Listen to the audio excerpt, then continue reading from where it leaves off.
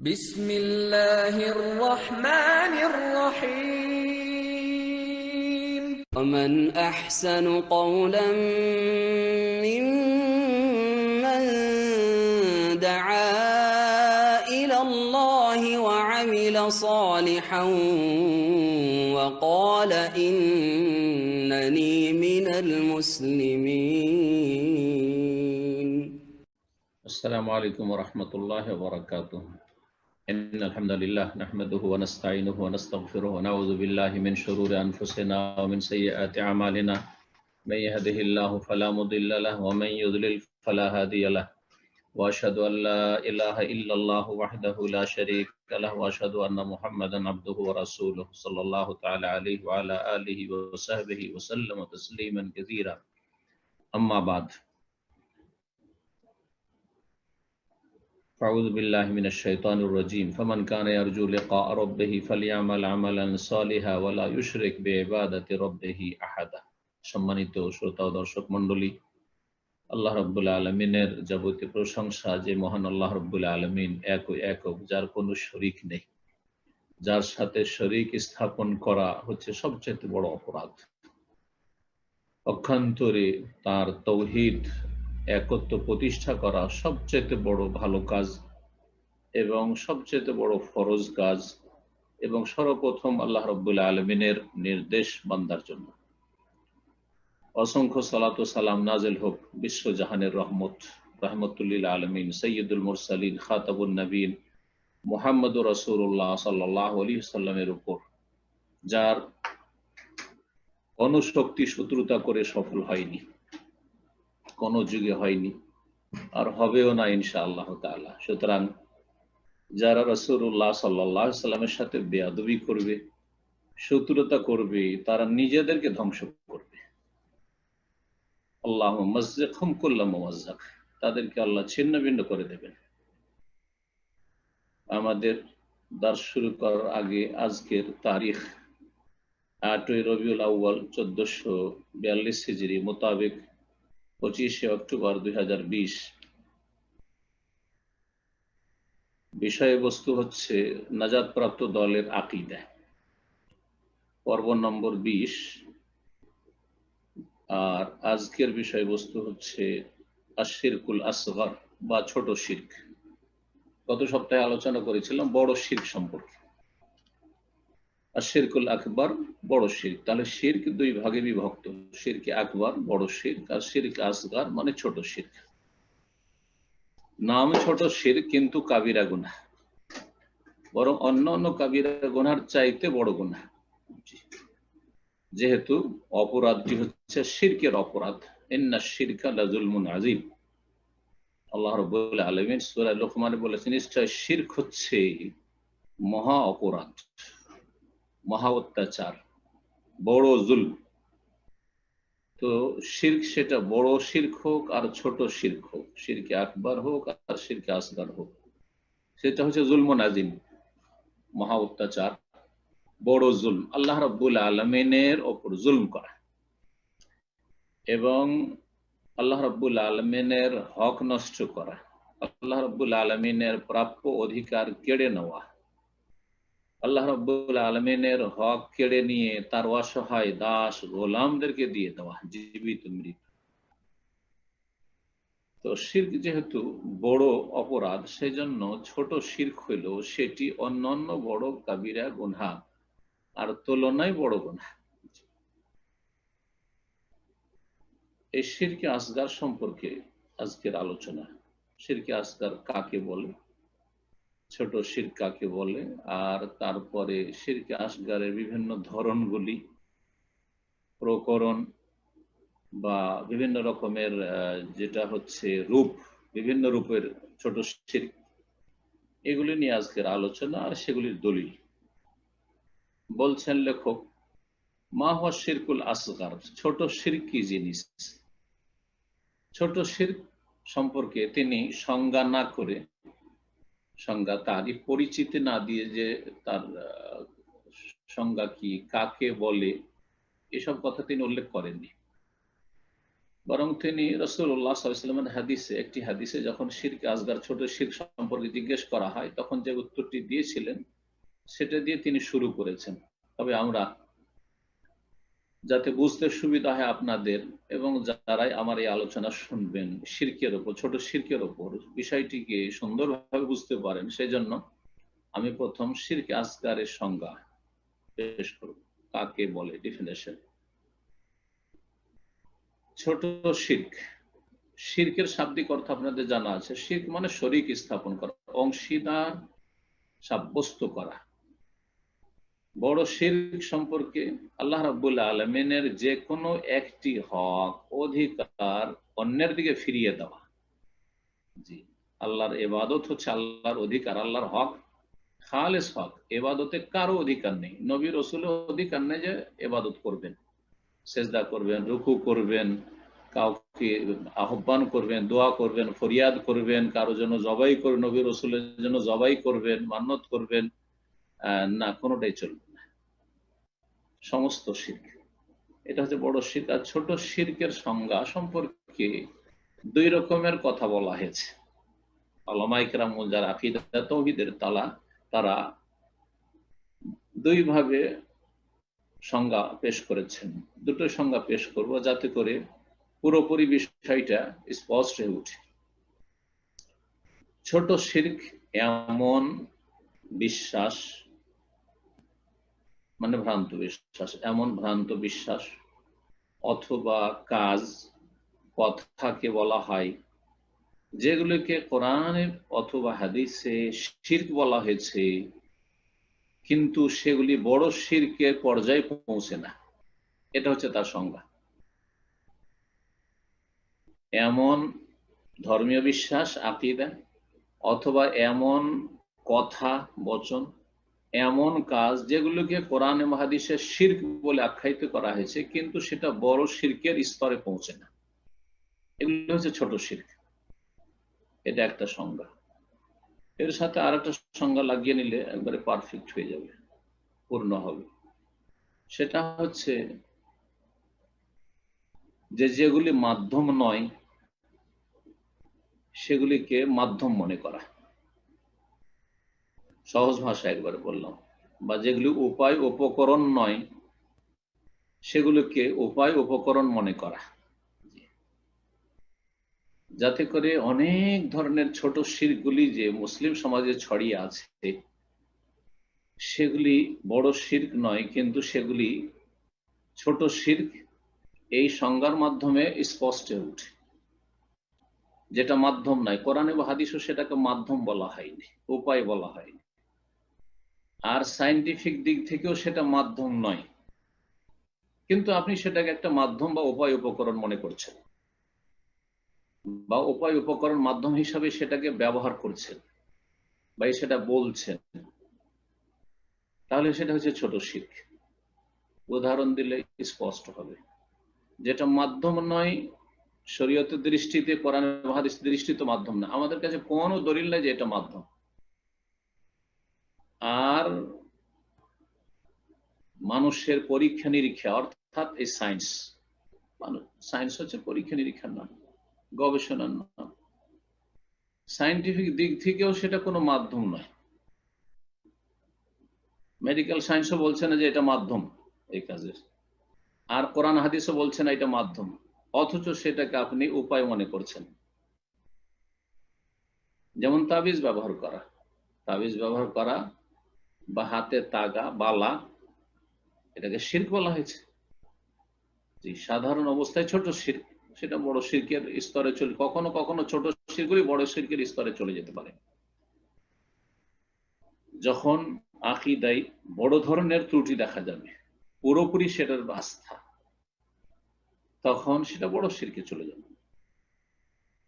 তাবিজ, তাগা অথবা বালা ব্যবহার করা আত্মরক্ষার জন্য, বালা মুসিবত থেকে বাঁচার জন্য।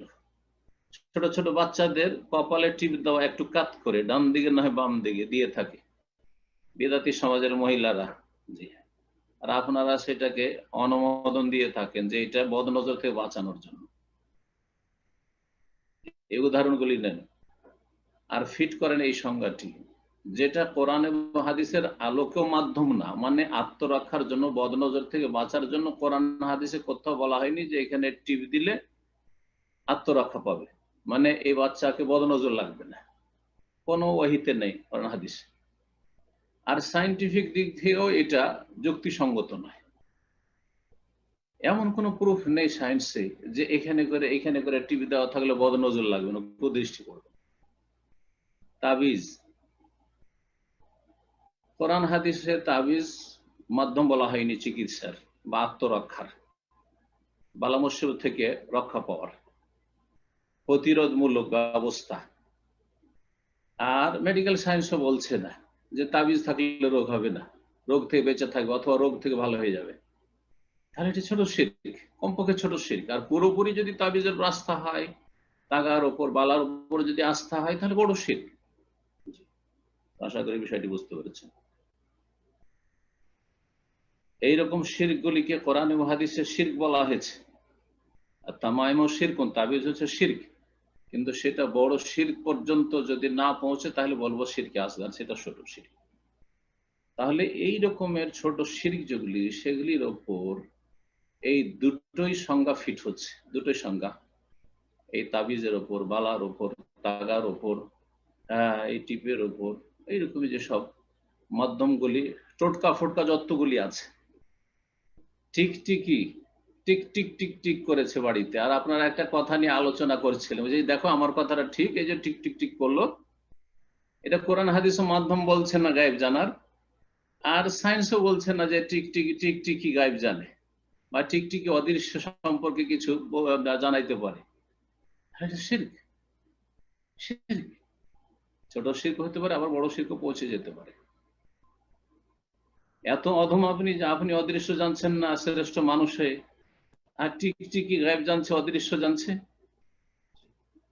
খালা হাত থেকে পড়ে গেল, আজকে বাড়িতে কুটুম আসবে, মেহমান আসবে, কোরআন হাদিস এটা মাধ্যম বলছে না কুটুম মেহমান আসার, আর সায়েন্সও বলছে না, তাহলে শিরক, শিরকি আকীদা। রাতের অন্ধকারে ধার দেওয়া যাবে না, অমুক দিনে ভিক্ষা দেওয়া যাবে না, এসবগুলি আছে। তারপরে সূর্য চন্দ্র গ্রহণ লাগলে গর্ভবতী মহিলাদের বাইরে বেরোয়া যাবে না, আর কিছু কাটা যাবে না, ইত্যাদি শিরক। এগুলি, এই সংজ্ঞাগুলি এই সব শিরকের উপর ফিট হচ্ছে। এখন আসেন আসল আলোচনায়, লেখক যা বলেছেন, বলছেন হুয়া ইয়াসিরুর রিয়া, ছোট শিরক হচ্ছে সামান্য দেখানো উদ্দেশ্যে কোনো কাজ করা, পুরোপুরি দেখানো উদ্দেশ্য নয়, পুরোপুরি দেখাবার জন্য, শোনাবার জন্য যদি কোনো নেকির কাজ করে তাহলে বড় শিরক। উদাহরণস্বরূপ, আপনি মোটেই সালাত আদায় করতেন না, শোনা যাচ্ছে না, আপনি মোটেই সালাত আদায় করতেন না, কিন্তু আপনার বাড়িতে আপনার শ্বশুর সাহেব এসেছেন অথবা কোনো আলেম সাহেব এসেছেন, তখন চলে গেলেন সালাত আদায় করতে, নামাজি হয়ে গেলেন। আজকে শ্বশুর বাড়ি গিয়েছি, বা আজকে শায়েখ আছে, জীবন নামাজ পড়েন না, আজকে আমার বাড়িতে ইফতার পার্টি আছে, লোকজনে কি বলবে, রোজাটা রেখে, মোটেই রোজা রাখতেন না আপনি। তাহলে এটা হালকা দেখানো নাই, পুরোপুরি দেখানো, পুরোপুরি লোক দেখানো। যখন কোনো কাজ করবেন, আপনি মোটেই দান করতেন না, কিন্তু যেহেতু প্রধানমন্ত্রীকে দেখাইতে হবে, নেতা সাহেবকে দেখাইতে হবে যে আমি একজন বড় ডোনার, সুতরাং বড় শিরক, বড় শিরক। তবে আসল কাজটা, আপনি নামাজি, শুধু নামাজের উদাহরণ দিই, সালাতের উদাহরণ দিই, আপনি আসলে নামাজি, সালাত আদায় করছেন, কিন্তু যখন দেখছেন যে আশেপাশের লোকজন বসে আছে, তখন সালাতটা একটু বেশি সুন্দর করে পড়লেন, ভালো কোয়ালিটির, লম্বা করে সেজদা, লম্বা রুকু, লম্বা সবকিছু ধীর স্থিরতার সাথে, এটা হলো ইয়াসিরুর রিয়া, হালকা দেখানো কাজ। এটা হচ্ছে শিরক আসগার, ছোট শিরক। তাহলে লোক দেখানো কথা কাজ বড় শিরক হতে পারে, আবার ছোট শিরক হতে পারে। শিরকের আলোচনা শুরু করলে অনেক লম্বা হয়ে যায়, আর আধা ঘন্টার মধ্যে আলোচনা শেষ করবে, এই জন্য কথা লম্বা না করে লেখকের কথা বলছি। তিনি বলছেন যে ছোট শিরক হচ্ছে হুয়া ইয়াসিরুর রিয়া, হালকা দেখানো কাজ বা সামান্য দেখানো, লোক দেখানো কাজ। আর দাখিলু ফি তাহসিনিল আমাল, কোন আমলকে সুন্দর, বেশি সুন্দর করার অন্তর্ভুক্ত। খুব একটু সুন্দর করে দেখালেন কাজটিকে। আল মুরাদু বিহি আল্লাহ তাআলা, কিন্তু কাজটি আল্লাহর জন্যই করছেন, তবে সুন্দর করলেন একটু বেশি করে পার্থিব কোনো স্বার্থে, লোক দেখানো।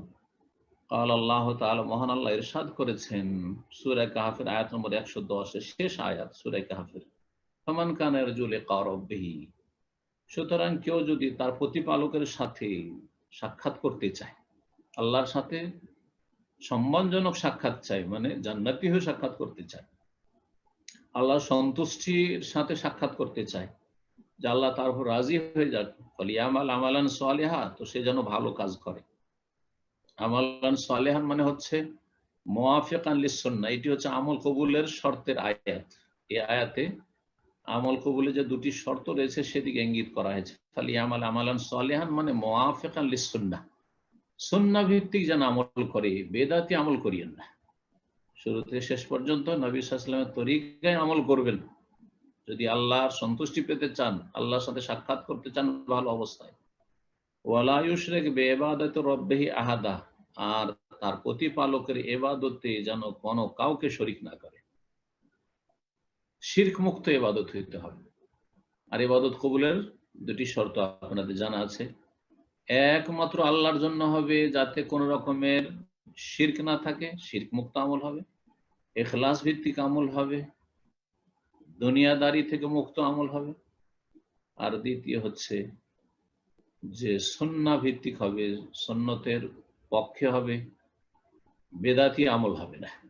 জি, একমাত্র রাসূলুল্লাহর তরিকা হবে। সহজ ভাষায় আমি বলি, একমাত্র আল্লাহর জন্য কাজটি হবে, আর একমাত্র রাসূলুল্লাহর তরিকায় কাজ হবে। বাস দুটো কথা মুখস্থ করে নেন, আপনার সমস্ত আমল হবে এক আল্লাহর জন্য আর এক রাসূলের তরিকায় সাল্লাল্লাহু আলাইহি ওয়াসাল্লাম।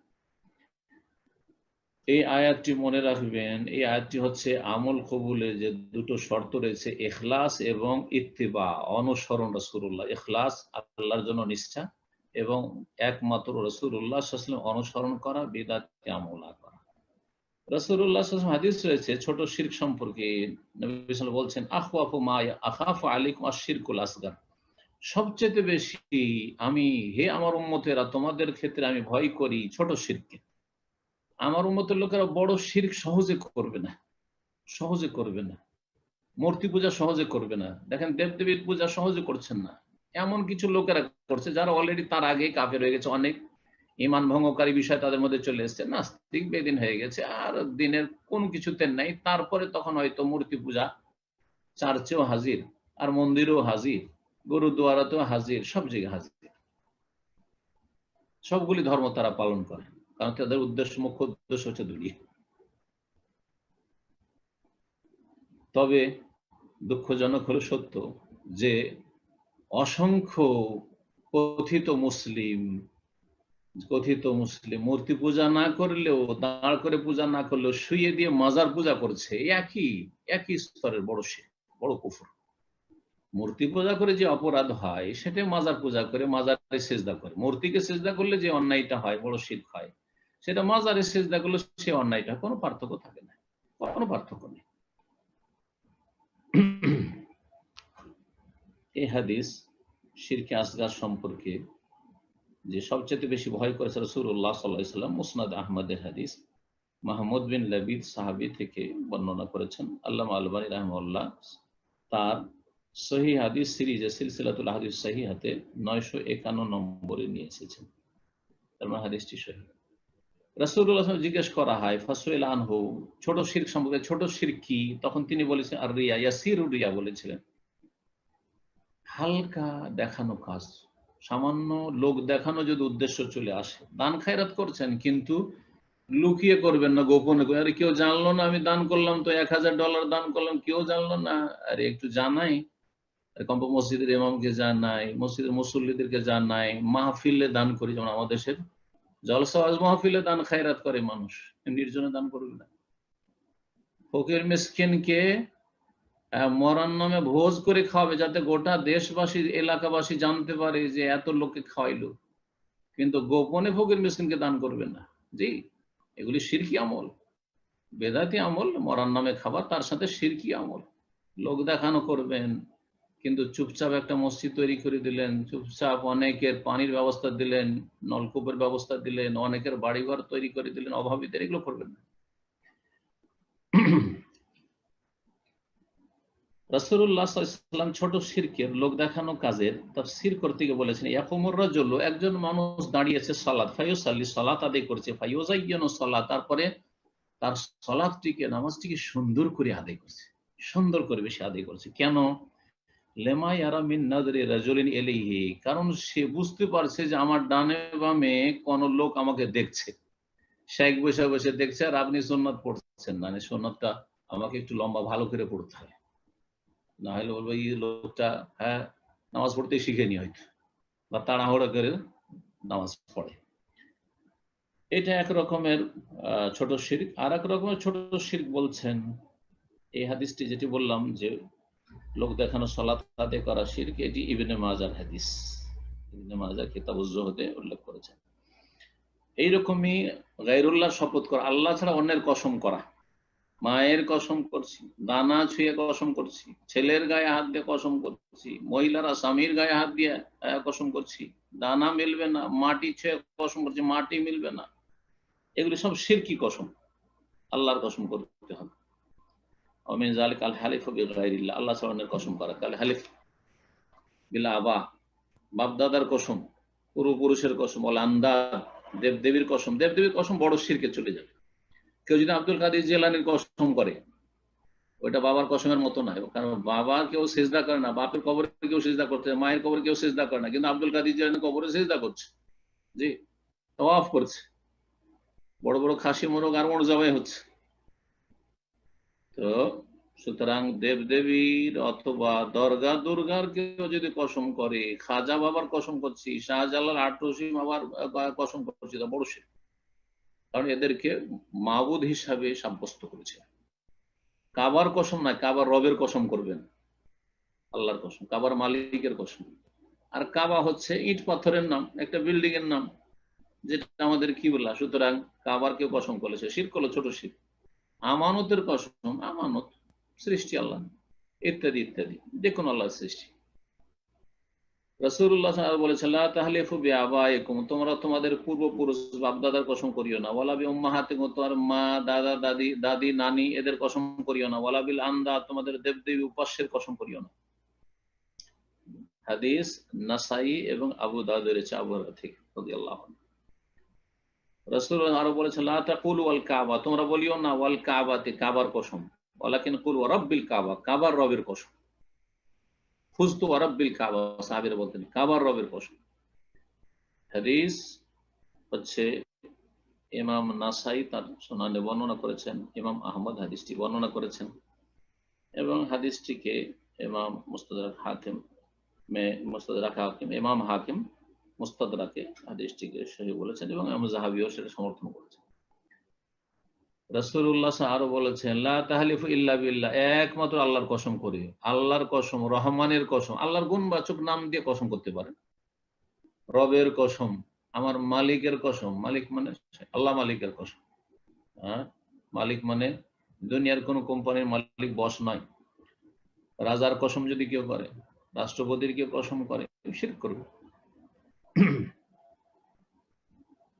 এই হাদিস নাসাই এবং আবু দাউদের হাদিস, একমাত্র আল্লাহর কসম করবে। এই রকমের রাসূলুল্লাহ সাল্লাল্লাহু আলাইহি ওয়াসাল্লাম বলেছেন, মান হালাফা বিল আমানাতি ফালাইসা মিন্না, কেউ যদি আমানতের কসম করে তাহলে সে আমাদের অন্তর্ভুক্ত নয়, আমাদের অন্তর্ভুক্ত না, সে আসলে নবী সাল্লাল্লাহু আলাইহি ওয়াসাল্লামের দলভুক্ত না।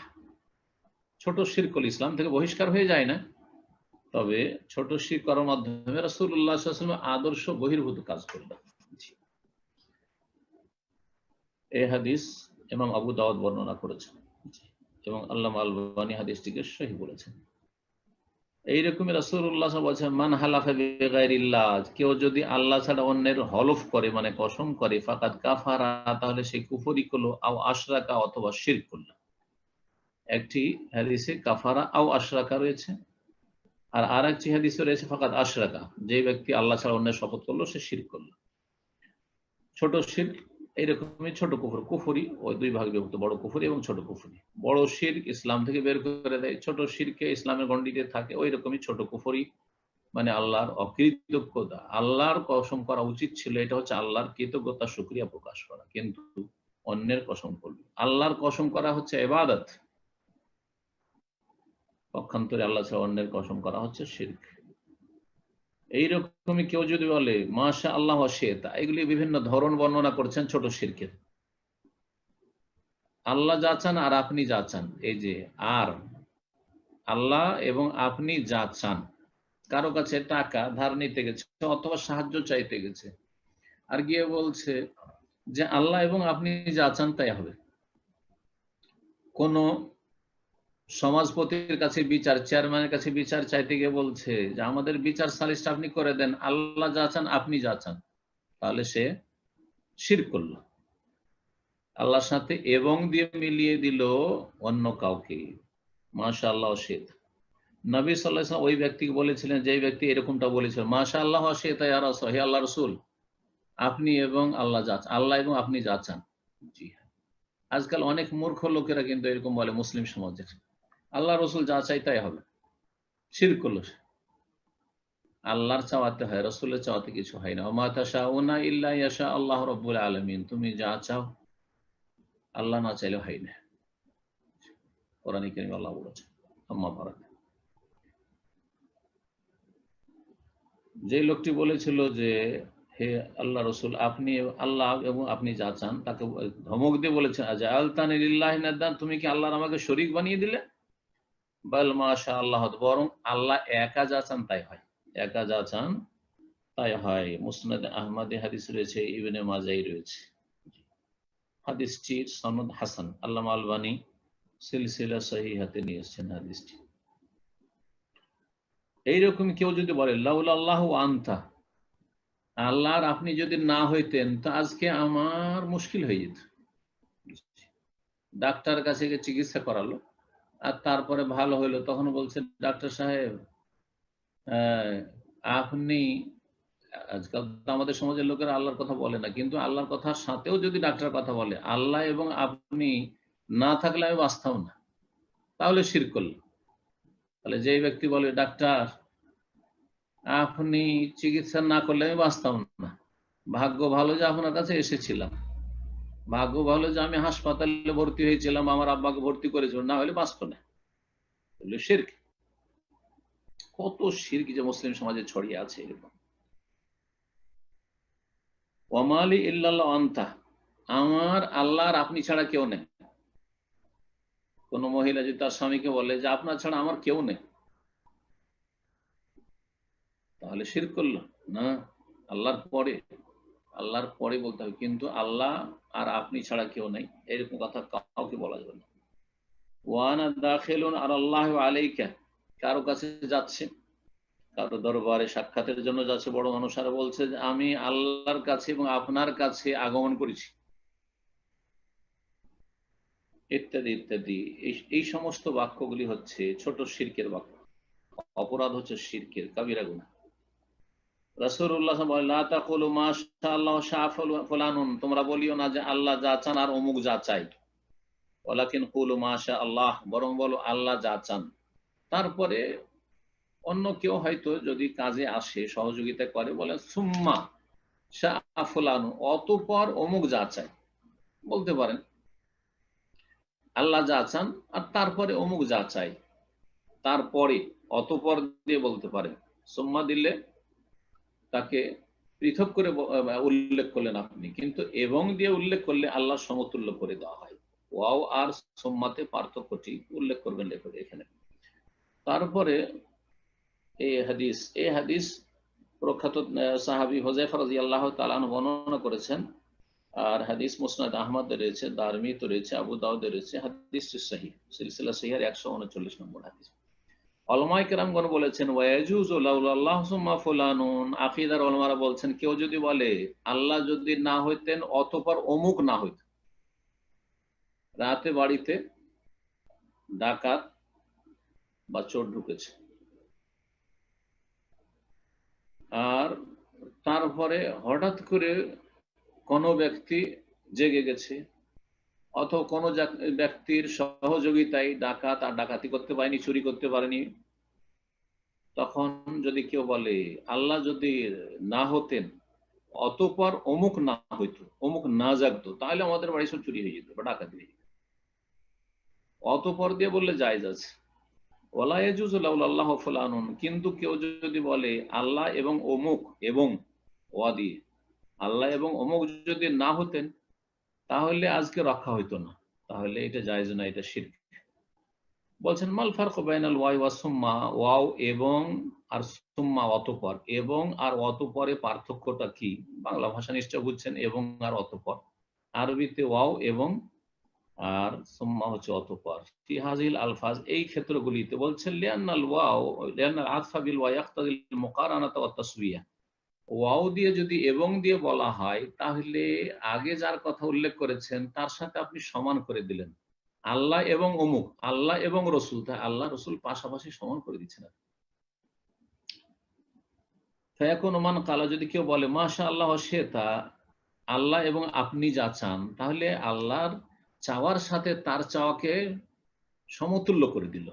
ফাকারানান মাশিয়াতাল আবদি বিমাশিয়াতিল্লাহি মুসাউবিয়ান বিহা, বান্দার চাওয়াকে আল্লাহর চাওয়ার সাথে মিলিয়ে দিল এবং তার সমান করে দিল। বেখিলাফিল আতফি বিসুম্মা আল মুখতাইল তাবিইয়াতি, তবে সুম্মা অতঃপর দিয়ে যদি বলা হয় তাহলে সেটা পরবর্তীতে, অতঃপর তারপরে, একসাথে করলেন না। ফামান ক্বালা মাশা আল্লাহু সুম্মা শি'তা, কেউ যদি বলে আল্লাহ যা চান তারপর আপনি যা চান, অতঃপর আপনি যা চান, তাহলে সেই ব্যক্তি যেন অঙ্গীকার করলো যে বান্দার চাওয়া আল্লাহর চাওয়ার অন্তর্ভুক্ত, স্বয়ং সম্পূর্ণ না বা আল্লাহর মতো না। আল্লাহর চাওয়াটাই আসল, আর তারপরে অমুকের চাওয়া, অমুক যতটা পেরেছে বা পারে, ক্ষমতা আছে, করেছে বা করতে পারে। লা তাকুনু ইল্লা বাদাহা, আল্লাহর চাওয়ার পরে তার চাওয়াটা, যেমন আল্লাহ রাব্বুল আলামিন সূরা ইনসান আর তাকবীর দুই জায়গায় বলেছেন, সূরা ইনসান, সূরা দাহর, আর তাকবীর ইযা শামসু কুবিরাত, ওয়া মা তাশাউনা ইল্লা ইয়াশা আল্লাহ, তোমরা চাইতে পারো না যতক্ষণ পর্যন্ত আল্লাহ না চাইবেন। জি, তো এইভাবে মনে রাখবেন যে শিরক, ছোট শিরককে বুঝতে হবে, যাতে করে আল্লাহর সাথে মিলিয়ে কাউকে না দিই। কথা বলতে গিয়ে যেমন আমাদের সমাজে, একটা উদাহরণ দিয়ে শেষ করি, কথা লম্বা হয়ে যাচ্ছে। আমাদের সমাজে কাউকে যদি জিজ্ঞেস করেন যে কেমন আছেন, তো আল্লাহ রসুল যা চাই ভালোই আছে, হ্যাঁ আল্লাহ রসুল যা চাই ভালো আছে, শিরক করে দিলেন। তার কথাটা শিরক হলো, অন্তরে আল্লাহর সমকক্ষ সমতুল্য আল্লাহ রসুলকে বানায় আর নাই বানায়, ছোট শিরক কমপক্ষে হয়ে গেল, ভাষাগত শিরক হয়ে গেল। এইরকমই আর একটা মূর্খদের মধ্যে বাংলা ভাষায় প্রচলন আছে, কেমন আছে, আল্লাহ রসুলের দুয়াই ভালো আছে, আবার কেউ আল্লাহ রসুলের দয়াই ভালো আছে। এই দুটো বাক্যের ব্যাখ্যা করি, আল্লাহ রসুলের দোয়াই ভালো আছে, আর রাসূলুল্লাহ সাল্লাল্লাহু আলাইহি ওয়াসাল্লাম ইন্তেকাল করেছেন, তোমার জন্য কিসের দোয়া করবে? এখন দোয়া করা বন্ধ হয়ে গেছে, নবী সাল্লাল্লাহু আলাইহি ওয়াসাল্লাম ইন্তেকালের সাথে দোয়া বন্ধ, ইযা মাতা ইবনু আদম ইনকাতা আনহু আমালু, আমল বন্ধ হয়ে গেছে। তাহলে এখন কেউ যদি বলে আল্লাহ রসুলের দোয়াই ভালো আছে, তো নবীও দোয়া করছেন না, কারণ নবী সাল্লাল্লাহু আলাইহি ওয়াসাল্লাম ইন্তেকাল করেছেন, আর আল্লাহ কেন দোয়া করবেন তোমার জন্য? সুতরাং এই কথাটি মূর্খদের কথা, আল্লাহ রসুলের দোয়াই ভালো আছে। এটাকে একটু সুন্দর করে বললে সেটাও ঠিক না, আল্লাহ রসুলের দয়াই ভালো আছে, কিন্তু সেখানে শিরক হয়ে গেল। আল্লাহ রসুলের দোয়াই নয়, দয়াই, আল্লাহর দয়া ভালো আছে, কিন্তু রসুলের দয়াতে কিসের ভালো আছেন? হ্যাঁ, ভুল কথা, ভুল কথা, শিরকি কথা। সুতরাং এই বাক্যগুলি বলবেন না। কেউ যদি আল্লাহ রসুলের দয়াই ভালো আছে বলে তবুও শিরক করলো, আর আল্লাহ রসুলের দোয়াই ভালো আছি তবুও মূর্খতার পরিচয় দিল এবং ভুল কথা বলল। তো আল্লাহ রাব্বুল আলামিনের কাছে শেষখানে দোয়া করি, রাব্বুল আলামিন যেন আমাদেরকে দিন বুঝার এবং দিনের প্রতি আমল করার, দিনের বাস্তবায়ন করার সর্বস্তরে তৌফিক দান করেন। রব্বুল আলমিনের কাছে দোয়া করি আল্লাহ রব্বুল আলমিন আমাদের সমস্ত ফিতনা ফাসাদ থেকে বাঁচিয়ে রাখেন। রব্বুল আলমিনের কাছে দোয়া করি আল্লাহ রব্বুল আলমিন যেন সমস্ত কাফেরদের যাবতীয় অনিষ্ট থেকে উম্মতে মুসলিমার হেফাজত করে এবং কাফেররা যত অনিষ্ট করতে চাইবে ইসলামের, তত ইসলাম শক্তিশালী হবে। যত বাধা দিতে চাইবে তত বেশি ইসলামের প্রচার প্রসার হবে। এটা হচ্ছে ইসলামের ফিতরত। ইসলামকে আল্লাহ এইভাবেই শক্তিশালী করে থাকে। লিইয়ুযহিরাহু আলা দুনি কুল্লি। বাতিল শক্তি যত বেশি রাসূলুল্লাহ সাল্লাল্লাহু আলাইহি ওয়াসাল্লামকে গালমন্দ করবে, রাসূলুল্লাহ সাল্লাল্লাহু আলাইহি ওয়াসাল্লামের অবমাননা করতে চেষ্টা করবে, রাসূলুল্লাহ সাল্লাল্লাহু আলাইহি ওয়াসাল্লামের ব্যঙ্গচিত্র করবে, তত বেশি তাদের ধ্বংস কাছে আসবে, ধ্বংস কাছে আসবে। কুফরি শক্তি যখন পতনের সময় কাছে আসে, তার পূর্বাভাস হচ্ছে তাদের সীমালঙ্ঘন বাড়াবাড়ি, বিশেষ করে রহমতুল্লিল আলম বিশ্বজাহানের রহমত মুহাম্মদ সাল্লাল্লাহু আলাইহি ওয়াসাল্লাম সম্পর্কে। কারণ রাসূলুল্লাহ সাল্লাল্লাহু আলাইহি ওয়াসাল্লাম শুধু মুসলিম জন্য রহমত না, কাফেরদের জন্য রহমত, খ্রিস্টানদের জন্য রহমত, ইহুদিদের জন্য রহমত, পশ্চিমাদের জন্য রহমত, প্রাচ্যের জন্য রহমত, এমনকি পশু পাখির জন্য রহমত। সুবহানাল্লাহ, সারা পৃথিবীর জন্য রহমত এবং সারা পৃথিবীতে যত আল্লাহ সৃষ্টি রয়েছে মাখলুকাত সব কিছুর জন্য রহমত রাসূলুল্লাহ সাল্লাল্লাহু আলাইহি ওয়াসাল্লাম। সুতরাং রাসূলুল্লাহ সাল্লাল্লাহু আলাইহি ওয়াসাল্লামের সাথে যখনই খারাপ আচরণ করেছে কোনো বাতিল শক্তি, তখনই তাদের পতন সর্বনাশ ঘনিয়ে এসেছে। এটি আমাদের জন্য সুসংবাদ, এটি আমাদের জন্য সুসংবাদ। এ সমস্ত কুফরি শক্তিকে আল্লাহ ধ্বংস করুক। যেসব কুফরি শক্তি রাসূলুল্লাহ সাল্লাল্লাহু আলাইহি ওয়াসাল্লাম সম্পর্কে বেয়াদবি করে থাকে, রাসূলুল্লাহ সাল্লাল্লাহু আলাইহি ওয়াসাল্লাম অবমাননার চেষ্টা করে থাকে, কিছুই করতে পারবে না, কিছুই করতে পারবে না। চাঁদে সূর্যে কেউ যদি থুথু নিক্ষেপ করে, তাহলে সেই ব্যক্তির মতো মূর্খ কেউ নেই এবং সেই ব্যক্তির দিকেই তার থুথু ফিরে আসবে। আল্লাহ রাব্বুল আলামিনের লানত ওদের উপর।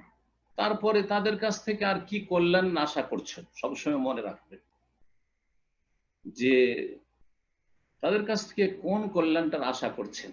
এর চাইতে বড় অপরাধ করেছে তারা, রবকে অস্বীকার করেছে, আল্লাহর একত্বকে অস্বীকার করেছে, আল্লাহর নাজিলকৃত দিন, শান্তির দিন ইসলামকে অস্বীকার করেছে। তারা কাফের, সুতরাং তাদেরকে গালমন্দ করবো না আমরা, গালমন্দ করে লাভ নাই।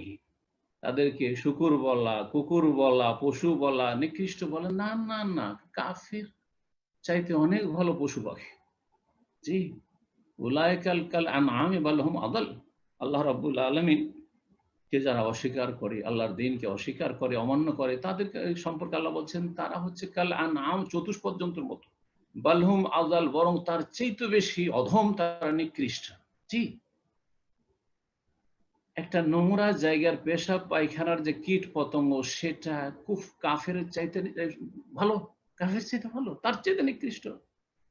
সুতরাং তাদের থেকে এর বেশি ভালো কিছু আশা করা যায় না, কিন্তু তারা কিছুই ক্ষতি করতে পারবে। ইন্নাকা ফাইনাকাল মুস্তাহজিঈন। আল্লাহ বলছেন, হে নবী, যারা তোমাকে নিয়ে উপহাস করতে চায়, তোমাকে নিয়ে ব্যঙ্গ করতে চায়, তোমাকে নিয়ে যারা ঠাট্টা মস্করা করে, তোমাকে নিয়ে যারা বিদ্রুপ করে, তোমার যারা অবমাননা করতে চায়, তাদের অনিষ্ট থেকে রক্ষার জন্য আমি আল্লাহ যথেষ্ট। আমি তাদেরকে সামলে নেব, আমি তাদেরকে দেখে নেব। আল্লাহর যুদ্ধের ঘোষণা রয়েছে তাদের। আল্লাহ তাদেরকে ছিন্ন ভিন্ন করে দাও। সুবহান রাব্বিকা রাব্বিল ইজ্জাতি আম্মা ইয়াসিফুন ওয়া সালামুন আলাল মুরসালিন ওয়া আলহামদুলিল্লাহি রাব্বিল আলামিন। জাযাকাল্লাহু খাইরান। সম্মানিত দ্বীনী ভাই বোনেরা, এখনই আমাদের প্রশ্নোত্তর পর্ব শুরু হবে। আবারও স্মরণ করে দিচ্ছি, প্রশ্ন করার সময় আমরা অবশ্যই সংক্ষিপ্ত আকারে মূল বিষয়বস্তুকে উপস্থাপন করার চেষ্টা করব এবং একটি করে প্রশ্ন করার চেষ্টা করব, যাতে করে অন্যান্য ভাই ব্রাদাররাও সুযোগ পান প্রশ্ন করার জন্য ইনশাআল্লাহ। তো শুরুতেই প্রশ্ন করবেন সাইদ ইদ্রিস, আপনি প্রশ্ন করুন।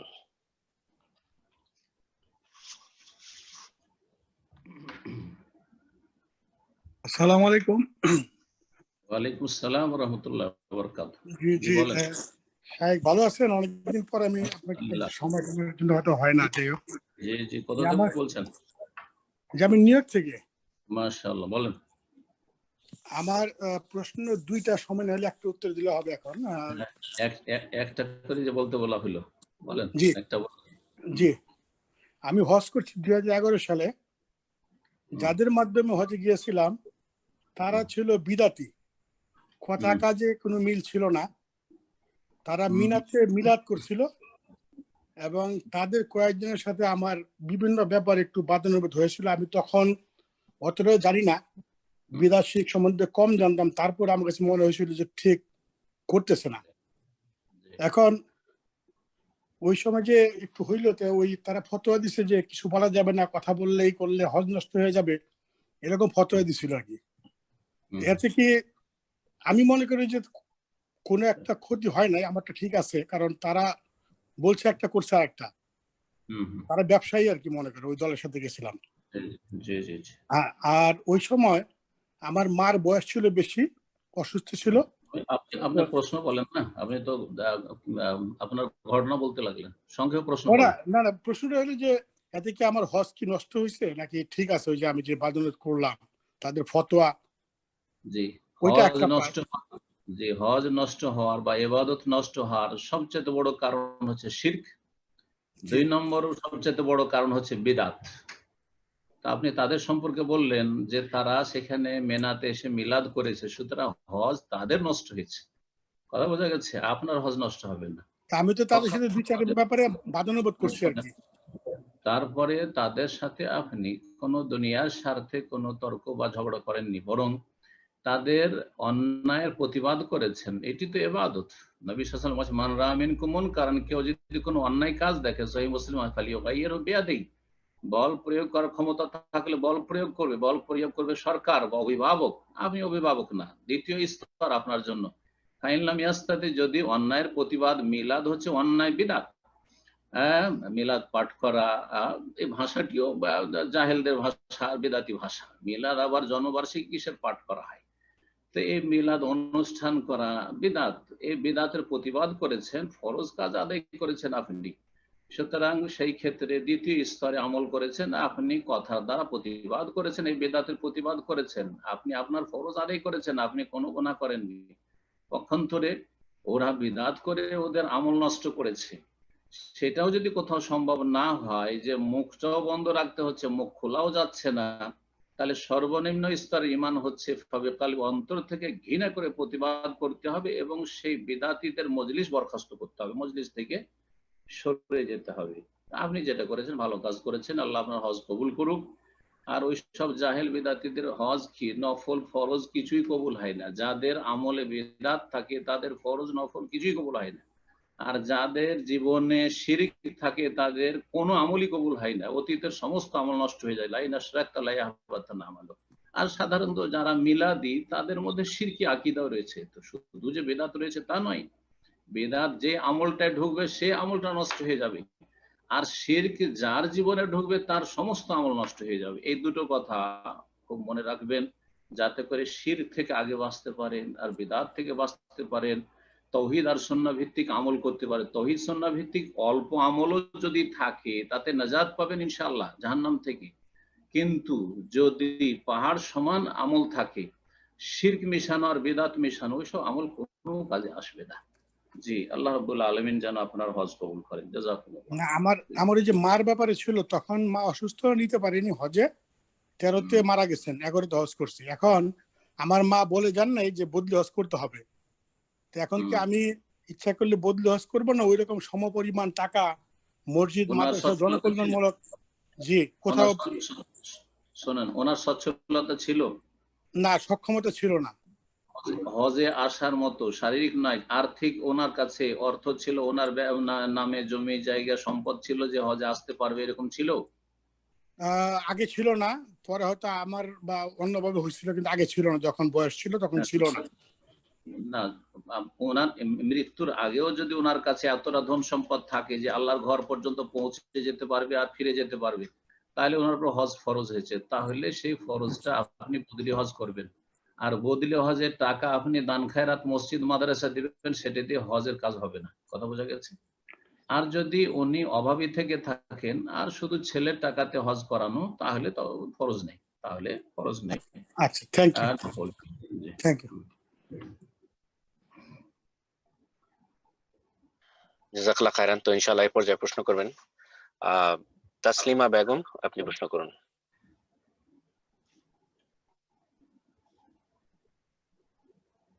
আসসালামু আলাইকুম সাইক, আমি জি বলেন।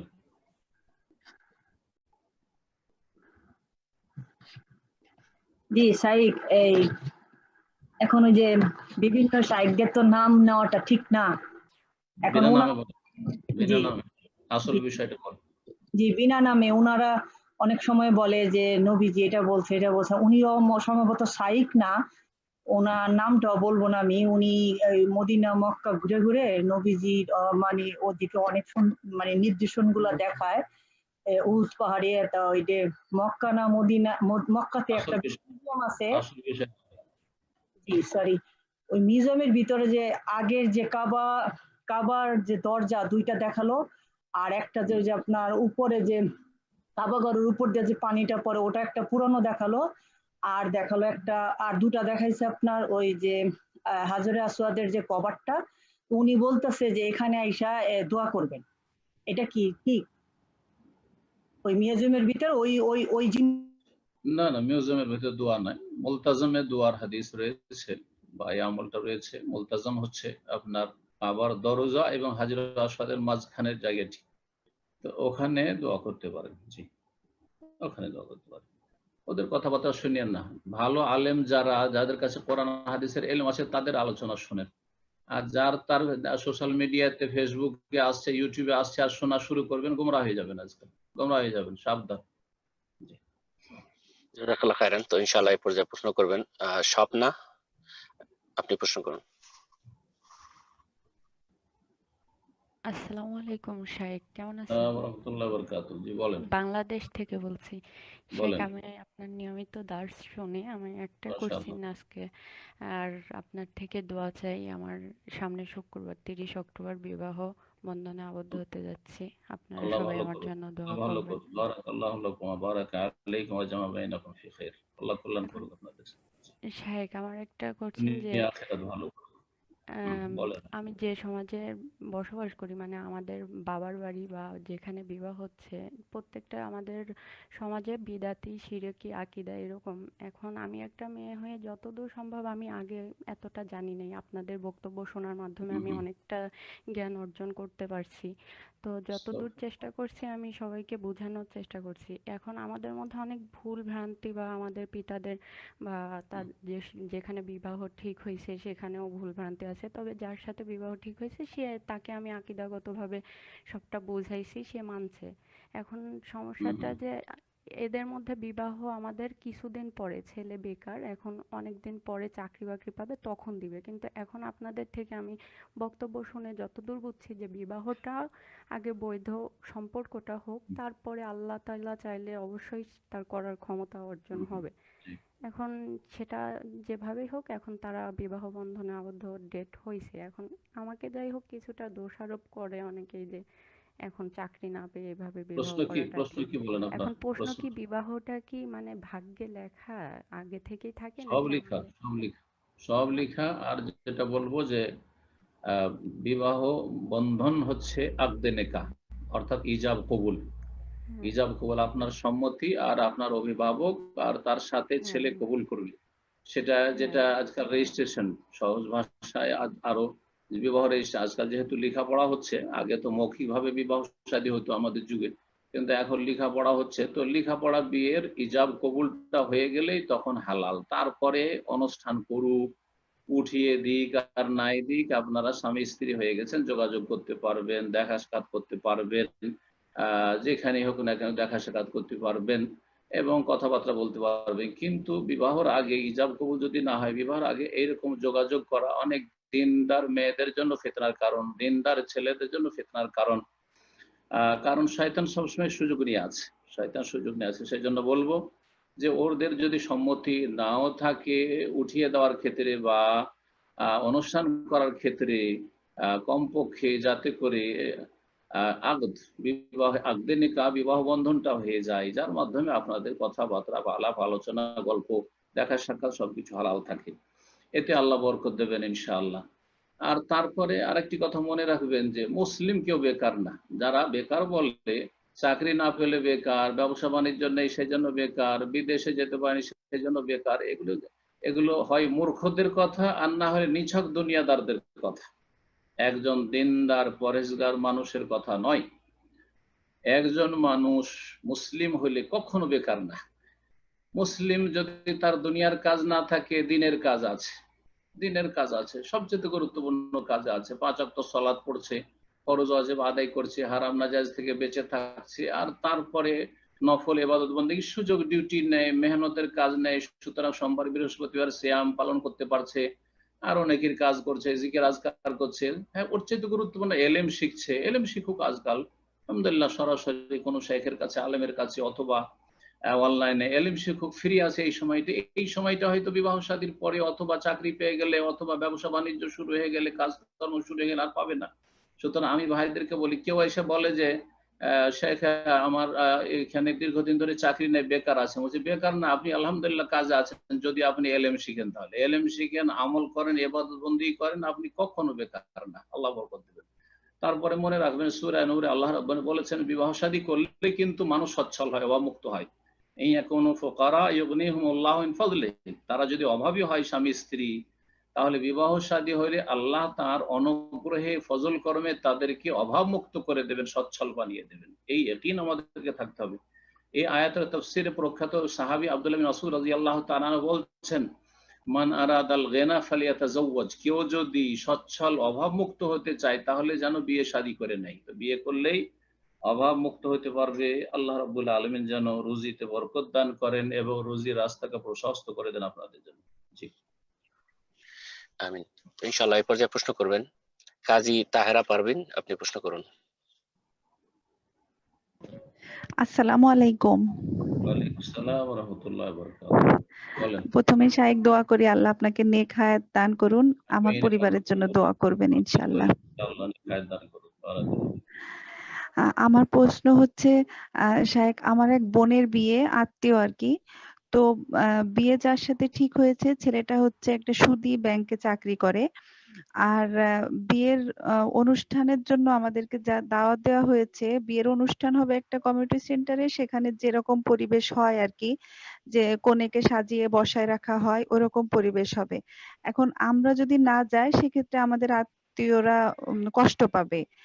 আবার বিয়ে ঠিক হওয়ার আগেও আমাদের কাছে কোনো মতামত বা পরামর্শ চায়নি যে আমরা বলবো যে এরকম ছেলের সাথে বিয়ে না দেওয়ার জন্য। তো এক্ষেত্রে কি এই মুহূর্তে আমার কোনো পরামর্শ দেওয়া উচিত বা অনুষ্ঠানে যাওয়া উচিত কিনা, আমি কি করতে পারি জানাবেন ইনশাআল্লাহ। জি জি, ভালো প্রশ্ন করেছেন। প্রথম কথা, যে ব্যক্তি সুদী প্রতিষ্ঠানে চাকরি করে অথবা হারাম উপার্জন করে, তার সাথে বিয়ে দেওয়া এটি অভিভাবকের পক্ষ থেকে খেয়ানত। এইরকম ছেলের সাথে বিয়ে দেওয়া উচিত নয়, এবং আল্লাহর উপর আস্থা ভরসা করে একটু চেষ্টা করলে ভালো নেক ছেলে পেত। কারণ রুজির উৎস হচ্ছে হারাম, আর তারপরেও সে কাফের নয়, ফাসেক, সুতরাং বিয়ে দিয়ে দিলে বিয়ে শুদ্ধ। বিয়ে দিয়ে দিলে বিয়ে শুদ্ধ। ফাসেকের সাথে মুসলিম মেয়ের বিয়ে জায়েজ। কারণ নেক আজকাল পাওয়াটা বড়ই জটিল। নেক পাওয়াটা বড়ই জটিল। বিভিন্ন দিক থেকে বিভিন্ন ছেলেদের মেয়েদের দোষ ত্রুটি আছে। দোষ ত্রুটি মুক্ত মানুষ খুব কমই আছে। বড় ধরনের দোষ ত্রুটি, ছোটখাটো সবারই দোষ আছে। তো কথা হচ্ছে যে বিয়ে যে দিচ্ছে এই ছেলের সাথে, যে ছেলে সুদী প্রতিষ্ঠানে চাকরি করে, এর চাইতে বড় অপরাধ হচ্ছে কমিউনিটি সেন্টারে বিয়ে শাদী, এবং সেখানে যদি মহিলা পুরুষ একাকার হয়ে যায়, সেখানে যেখানে পাত্রীকে কন্যাকে সাজিয়ে বসাবে সেখানে পুরুষরা প্রবেশ করে, তাহলে এইরকম বিয়ের অনুষ্ঠানে যাওয়া হারাম। এরকম বিয়ের অনুষ্ঠানে যাওয়া হারাম। হ্যাঁ, যদি সেপারেট ব্যবস্থা থাকবে যে মহিলারা মহিলাদের সেকশনে বসে থাকবে, পুরুষরা পুরুষদের সেকশনে বসে থাকবে, আর মহিলাদের মাঝে পাত্রী বসে আছে, সেখানে কোনো পুরুষরা প্রবেশ করবে না, এমনটা যদি নিশ্চিত হইতে পারেন, তাহলে সে বিয়েতে শরিক হবে, না হলে শরিক হবেন না। কারণ গুনাহতে শরিক হবেন, আল্লাহর সেখানে অসন্তুষ্টি নাজিল হবে, গজব ক্রোধ নাজিল হবে, সেখানে যাওয়া মোটেই জায়েজ নাই। এই বিষয়টি যেন অবশ্যই খেয়াল থাকে, কারণ আপনার পর্দার হেফাজত করা, হেজাবে হেফাজত করা আপনার উপর ফরজ। সুতরাং আপনাকে নিশ্চিত হইতে হবে আমি যেখানে যাচ্ছি সেখানে পর্দা বহাল রাখতে পারবো কিনা। হয়তো সেখানে গিয়ে বসলেন সেজে গুজে, আর হঠাৎ করে দেখলেন যে পাত্রকে সেখানে নিয়ে আসা হইলো, অথবা অনেকে আসলো, বড় বড় নেতারা আসলো, সবাই পাত্রীকে দেখবে আর বকশিস দেবে, গিফট দেবে, যা হচ্ছে আমাদের সমাজ, বাঙালি সমাজ যা হয় তা জানি। সুতরাং এইরকম বিয়েতে যাওয়া জায়েজ নয়। আশা করি বিষয়টি বুঝতে পেরেছেন। শুধু যদি সুদী ব্যাংকে চাকরি করে এটা হইতো, আর যদি পর্দার কোনো বরখেলাফ না হইতো তাহলে বলতাম যে যেতে পারেন, অসুবিধা নাই। কিন্তু তার চাইতে বড় অপরাধ মনে করি এখানে, কারণ আপনাকে কু আনফুসাক ওয়া আহলিকুম নারা, ওই ব্যক্তির সুদ খাওয়াতে আপনার ক্ষতি নেই, কিন্তু আপনার এমন জায়গায় যাওয়া যেই বিয়েতে পুরুষ নারী একাকার হয়ে যাচ্ছে, সেখানে গেলে আপনার ফরজের ক্ষতি হচ্ছে, আপনার এবাদতের ক্ষতি। আর আপনার এবাদত হচ্ছে, ফরজ হচ্ছে হেজাবের হেফাজত করা। আল্লাহ যেন বুঝার তৌফিক দান করেন। আর এই ক্ষেত্রে কে সন্তুষ্ট হইলো আর না সন্তুষ্ট এটা দেখার বিষয় না, আমার রব সন্তুষ্ট আছে কি এটা দেখার বিষয়। আল্লাহকে আগে সন্তুষ্ট রেখে তারপরে মানুষকে সন্তুষ্ট করার চেষ্টা করতে হবে। আর মানুষ সন্তুষ্ট হইলো কিনা দেখবেন, তাহলে আল্লাহ সন্তুষ্ট হয়ে যাবে। আর আল্লাহ সন্তুষ্ট হয়ে গেলে কোনোদিন কল্যাণ পাবেন না। সুতরাং কে রাজি হলো নারাজ হলো সেগুলি দেখবেন না, দেখবেন যে আমার রব রাজি আছে কিনা। তাদেরকে বুঝাবার চেষ্টা করবেন যে যদি এই শর্তে আমি তোমাদের বিয়েতে যাব, যে যদি মহিলাদের সেকশন আলাদা থাকে, পুরুষ সেকশন আলাদা থাকে, আর সেখানে পুরুষ নারীদের অবাধ মেলামেশা না থাকে, আর সেখানে গান বাজনা না থাকে, আর নাজায়েজ হারাম কোনো অনুষ্ঠান না থাকে, তাহলে যাব। জাযাকুমুল্লাহু খাইর।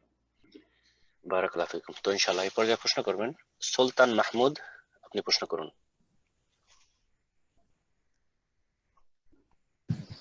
রাহমাতুল্লাহি ওয়া বারাকাতুহু। শাইখ ভালো আছেন? বাংলাদেশ থেকে বলতেছি। মাশাআল্লাহ, বলেন। ওয়ালাইকুম সালাম। জি শাইখ, আমার প্রশ্ন হচ্ছে, আমাদের দেশে যেমন কিছু বেদাতি অনুষ্ঠানপাতি হয়, যেমন হচ্ছে আপনার ছোট বাচ্চাদের মুখে ভাত দেয়া, সুন্নতে খাতনা, তারপরে হচ্ছে আপনার 40 করা, এবং হচ্ছে গায়ে হলুদ, কত জিনিসে গায়ে হলুদের হচ্ছে অনুষ্ঠান। কিন্তু এইগুলো এই অনুষ্ঠানগুলোতে সেক্ষেত্রে দেখা যাচ্ছে যে যারা অনুষ্ঠান করে সেই পক্ষ তারা বলে থাকে যে আমরা অনুষ্ঠান করতেছি শুধুমাত্র আত্মীয় স্বজন একত্রিত হওয়ার ক্ষেত্রে, কিন্তু উদ্দেশ্য দেখা যাচ্ছে তারা ওইগুলোই মুসলমানি কিংবা বিভিন্ন জিনিসই করতেছে। সেক্ষেত্রে কেউ যদি বলে যে কোনো আলেম হোক কিংবা কোনো কিছু মানে দ্বীনি ব্যক্তি যারা জ্ঞান রাখে, তারা হয়তো এমন বলে যে সেক্ষেত্রে আত্মীয়তা রক্ষার ক্ষেত্রে বেদাতি কাজটা হচ্ছে জায়েজ আছে, এইগুলো কাজ করা জায়েজ আছে। সেক্ষেত্রে শরিয়া আইনটা কেমন, একটু ক্লিয়ার ভাবে জানাবেন।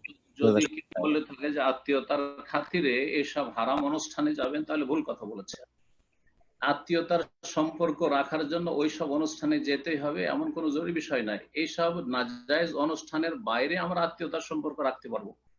জি, তো আপনাকে এইসব হারাম বেদাতি অনুষ্ঠান থেকে বাঁচতে হবে। কথা বোঝা গেছে? এই মুখে ভাত দেওয়া, আর তারপরে এইটা হিন্দুদের থেকে নাও, হিন্দুদের কালচার এগুলি।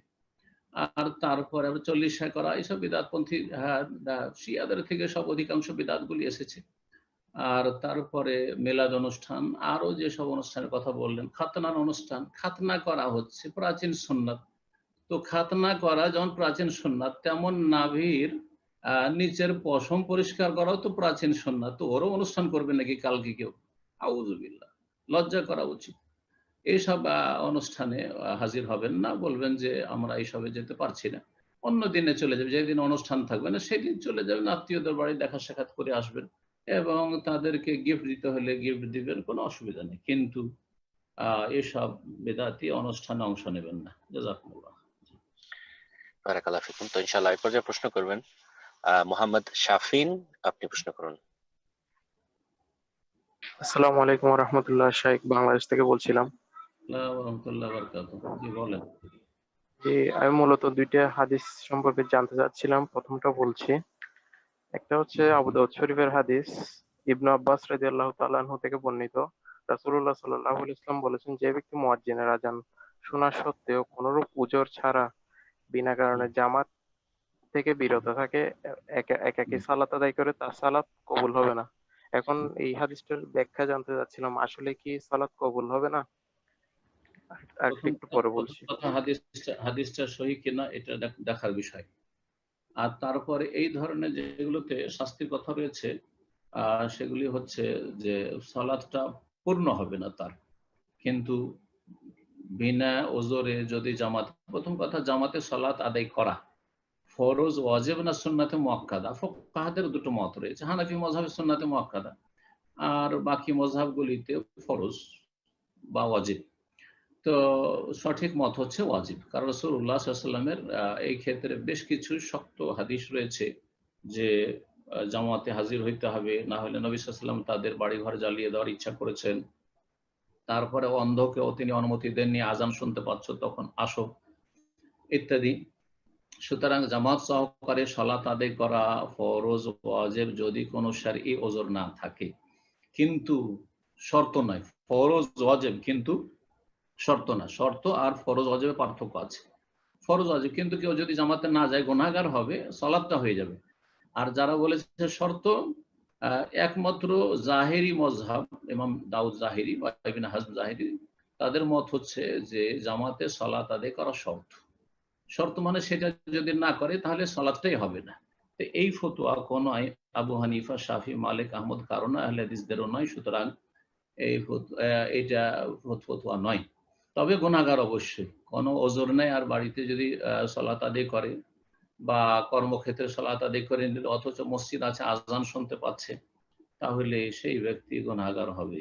আল্লাহ তাআলা আ'লাম। জি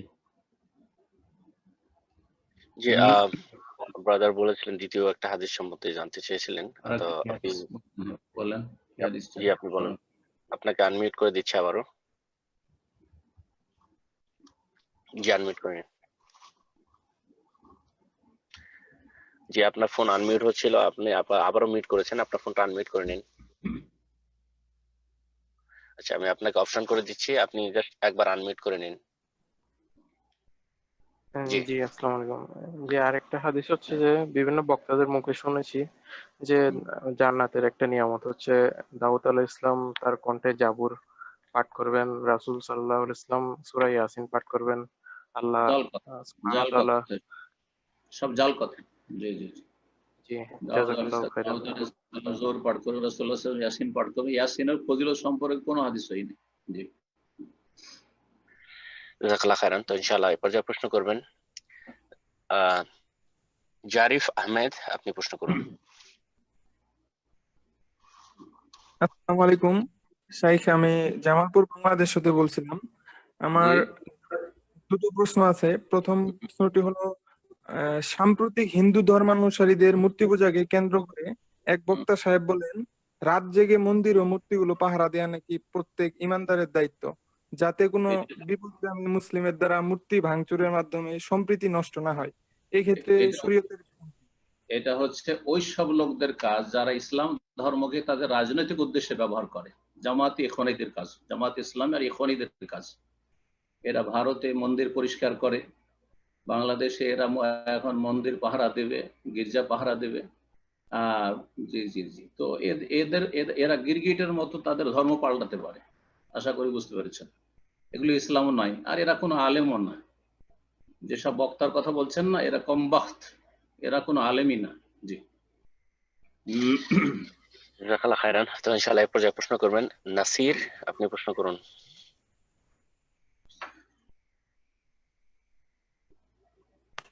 আসসালামু আলাইকুম ওয়া রাহমাতুল্লাহ। আসসালামু ওয়া রাহমাতুল্লাহি ওয়া বারাকাতুহু। জি বলেন। শেখ, আমি বাফলো নিউ ইয়র্ক থেকে বলছি। আল্লাহ খায়ের, বলেন। আমার ছিল আলহামদুলিল্লাহ, ভালো আছেন আপনি? আলহামদুলিল্লাহ। আমার একটা প্রশ্ন ছিল মুতা বিয়ে নিয়ে। মুতা বিয়েটা আসলে ইসলামে কবে থেকে, মানে কখন থেকে জায়েজ ছিল এবং কখন থেকে এটা মানসুখ হয়ে গেছে, এই ব্যাপারে আমার এক শিয়ার আফেজীদের মতো আপনাদের কি মুতা বিয়ার কামনা হয় নাকি? হ্যাঁ আমাকে একজন প্রশ্ন করছে, আমি অ্যানসার দিতে পারি নাই। হ্যাঁ বললেন যে ওকে বলেন যে আরকানে ঈমান শিখুক। যারা মুতার বিয়ে সম্পর্কে জিজ্ঞাসা করে তাকে বলে যে ঈমানের স্তম্ভ কয়টি, ইসলামের স্তম্ভ কয়টি, দ্বীনের স্তর কয়টি, আর তাওহীদ কত প্রকার, শিরক কত প্রকার, কুফরি কত প্রকার, মুনাফিকি কত প্রকার, কথা বুঝছেন? এর ইসলামের মৌলিক বিষয়গুলি শিখতে বলেন। আজকাল মুসলিমদের রোগী হচ্ছে এটা, যে এরা ইসলামের মৌলিক বিষয়ই জানে না আর ফালতু কথা জিজ্ঞেস করে বেড়ায়। মুতআ আর বিয়ে রাসূলুল্লাহ সাল্লাল্লাহু আলাইহি ওয়াসাল্লামের জীবদ্দশায় ফাইনাল খয়বরের যুদ্ধ 7ম হিজরিতে তাতে ঘোষণা করে দেওয়া হয়েছে হারাম। অস্থায়ী কোনো বিয়ে জায়েজ নয়। একমাত্র রাফেজি শিয়াদের কাছে মুতার বিয়ে মানে জেনা, মুতার বিয়ে মানে জেনা। আজকাল পতিতালয় কি হয়, পতিতালয় 1 ঘন্টা 2 ঘন্টা, 1 দিন 2 দিন, 5 স্টার হোটেলে কি হয় 1 দিন 2 দিনের জন্য এত টাকার কন্ট্রাক্ট। এটা হচ্ছে মুতার বিয়ে, এটা হচ্ছে মুতার বিয়ে হারাম। স্থায়ী ভাবে রাসূলুল্লাহ সাল্লাল্লাহু আলাইহি ওয়াসাল্লাম হারাম ঘোষণা করে দিয়েছেন। সুতরাং বিয়ে করতে হবে স্থায়ী ভাবে সংসার করার উদ্দেশ্যে। আর তারপরে যদি না টিকে সেটা আলাদা বিষয়, একদিনও টিকলো না কোনো অসুবিধা নেই, কিন্তু প্রথম যখন বিয়ে করবেন তখন এটাই ইচ্ছা আপনার থাকবে বা উভয় পক্ষের যে আমরা স্থায়ীভাবে সংসার করব, দাম্পত্য জীবন গড়ে তুলব, এই বিয়ে ইসলামে আছে, এছাড়া কোনো রাস্তা নেই। জি, জাযাকাল্লাহ খাইরান। তো ইনশাআল্লাহ এই পর্যায়ে প্রশ্ন করবেন আব্দুল্লাহ আরব, আপনি প্রশ্ন করুন। আসসালামু আলাইকুম ওয়া রাহমাতুল্লাহ। শেখ আসসালামু আলাইকুম ওয়া রাহমাতুল্লাহি ওয়া বারাকাতুহু। জি শেখ বাংলাদেশ থেকে বলছিলাম। জি বলেন। শেখ আমার প্রশ্ন হচ্ছে যে পুরুষ মানুষের জন্য পুরুষদের হাতের, পায়ের এবং বুকের লোম কাটার বিধান কি? পুরুষ মানুষ পুরুষদের জন্য হ্যাঁ, শরীরে কোন লোমটার কথা বলছেন? হাতের, বুকের, এই তো বুঝতে পারছি। শরীরে হ্যাঁ আমি বুঝে নিয়েছি প্রশ্ন। শরীরে যে লোমগুলি বা পশমগুলি রয়েছে সেগুলি সম্পর্কে যে সব পশমগুলি ফেলতে বলা হয়েছে বা মুন্ডন করতে বলা হয়েছে, কাটতে বলা হয়েছে, সেগুলি কাটতে হবে। যেমন নাভির নিচের পশম মুন্ডন করা, হালকুল আনা। মোচ কাটতে হবে, ছোট করতে হবে, মুন্ডনের চাইতে ছোট করা হচ্ছে উত্তম। সে বেশি করে ছোট করেন কিন্তু ছোট করা হয়, ব্লেড না ব্যবহার করে মেশিন ব্যবহার করেন 1 নম্বরে, যেটাতে সমস্যা নেই, কিন্তু কাটার কথা। এইরকম যে পশমগুলির কথা কাটার কথা বলা হয়েছে। চুল কাটবেন, হ্যাঁ, কারণ চুল না কাটলে বিশ্রী লাগবে। আর একজন মুসলিম সভ্য হয়ে বসবাস করবে, সুতরাং চুল কাটবে। সে চুল যেমনই রাখো, বড় করে রাখলেও চুলটা কাটবে। রাসূলুল্লাহ সাল্লাল্লাহু আলাইহি ওয়াসাল্লামের চুল বড় ছিল কিন্তু বিশেষ তরিকার চুল ছিল, সেটাও কাটা চুল ছিল। মহিলাদের মতো লম্বা করে ছাড়া জায়েজ, পুরুষদের জন্য নাই, কারণ মহিলাদের তখন সদৃশ্যতা চলে আসবে, যেটা হারাম। তাহলে আমরা জানতে পারলাম যে সব চুল বা লোম কাটার কথা রয়েছে, মুন্ডনের কথা রয়েছে শরীয়তে, সেগুলো মুন্ডন করতে হবে, কাটতে হবে।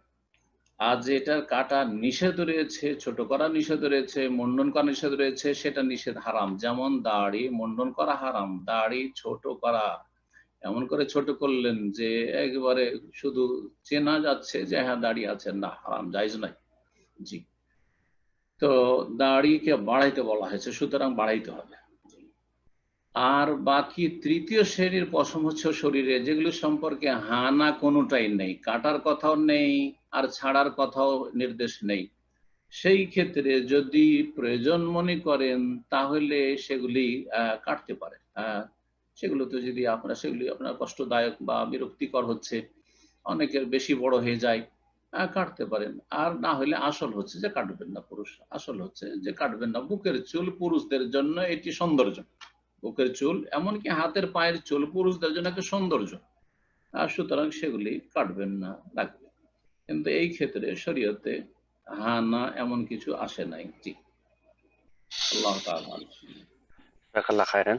তো ইনশাআল্লাহ আমরা শেষ দিকে চলে এসেছি। এখন থেকে 10-15 মিনিটের মধ্যে আমরা ইনশাআল্লাহ প্রোগ্রাম শেষ করব। তার পূর্বে জাস্ট একটু জরুরি ঘোষণা সকলের উদ্দেশ্যে বলে দিচ্ছি, যেহেতু সবাই মোটামুটি লাইনে আছেন, যে আগামী সপ্তাহ থেকে আমাদের প্রোগ্রাম ইনশাআল্লাহ নিউ ইয়র্ক টাইম 2টা থেকে শুরু হবে ইনশাআল্লাহ, সে পূর্বের টাইমে, এবং এটা কন্টিনিউ হবে ইনশাআল্লাহ তাআলা। আমরা চেষ্টা করব 2টার সময় প্রোগ্রামে আসার জন্য। তো এই পর্যায়ে প্রশ্ন করবেন সাদিব রহমান, আপনি প্রশ্ন করুন।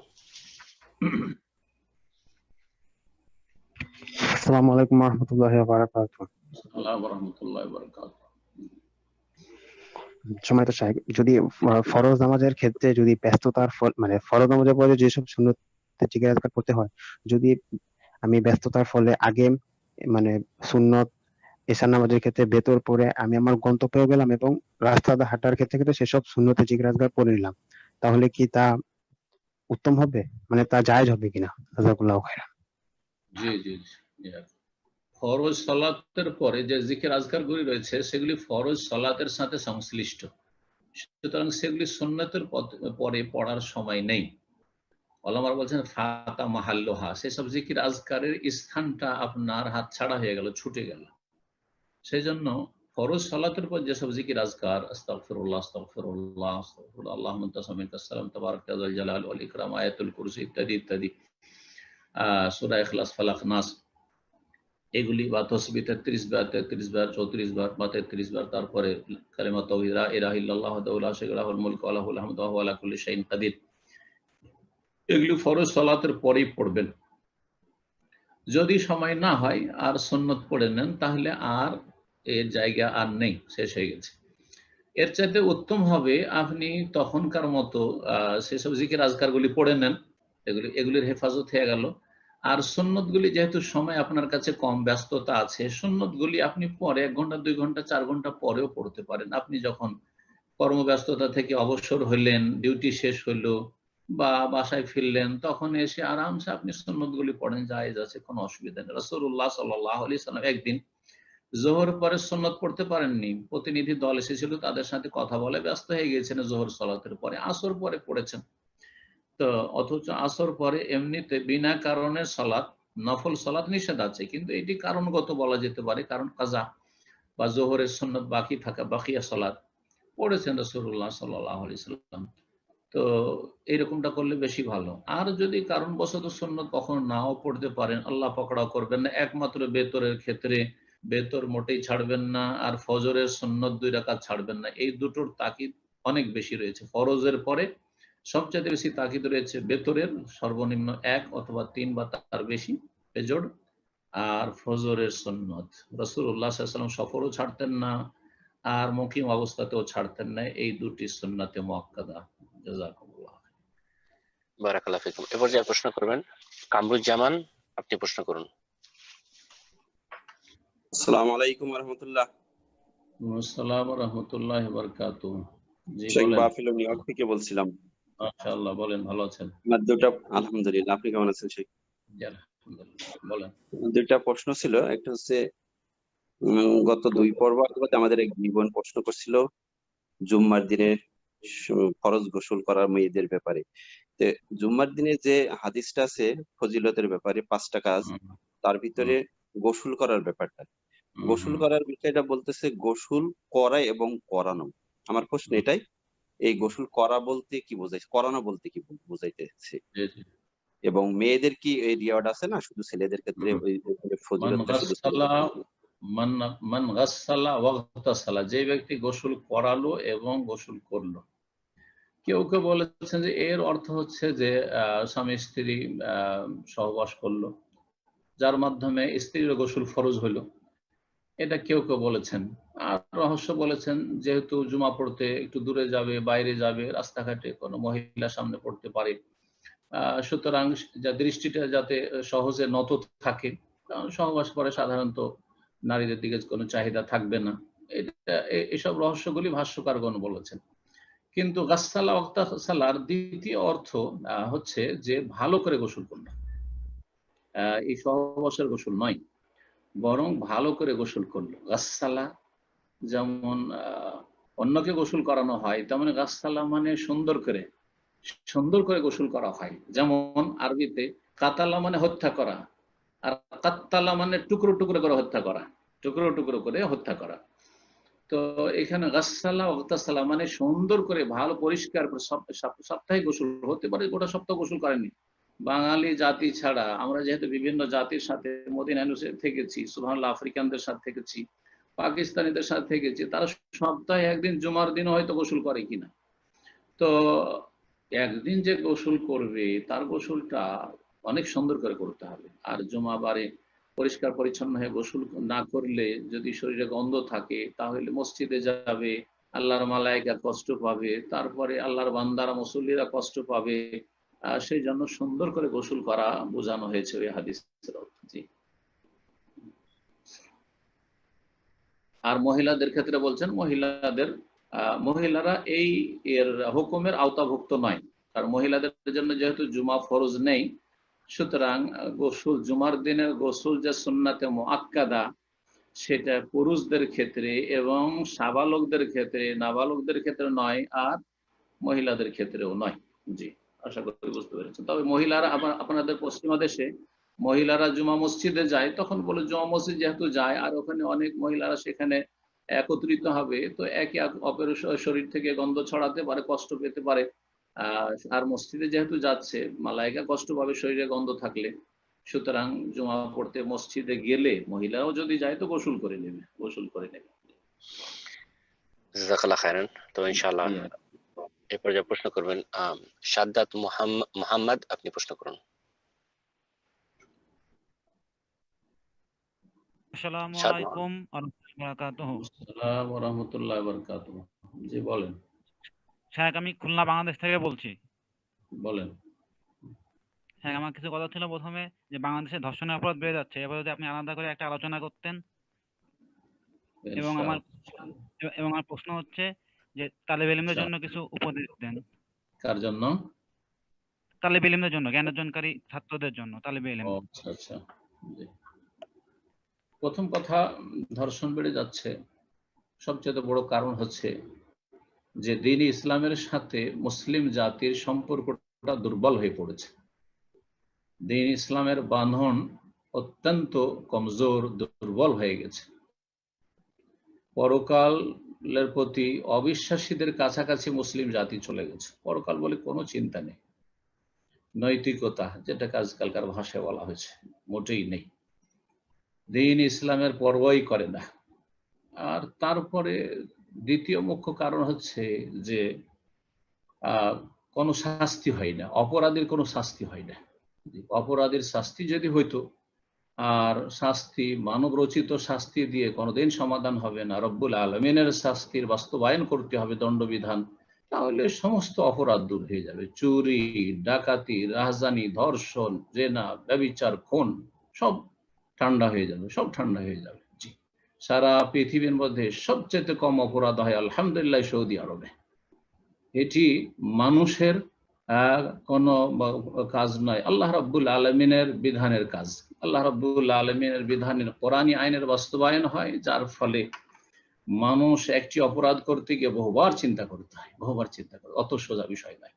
সুতরাং মুসলিম জাতিকে আল্লাহর দ্বীনের দিকে ফিরে আসা উচিত এবং যাদেরকে আল্লাহ নেতৃত্ব দান করেছেন তাদেরকে আল্লাহর বিধান প্রতিষ্ঠা করা উচিত। আল্লাহ যেন তাদেরকে তৌফিক দান করেন, তাদেরকে শক্তিশালী করেন এবং ভালো নেক তাদেরকে জীবন গড়ার এবং নেক দেশ গড়ার তৌফিক দান করেন।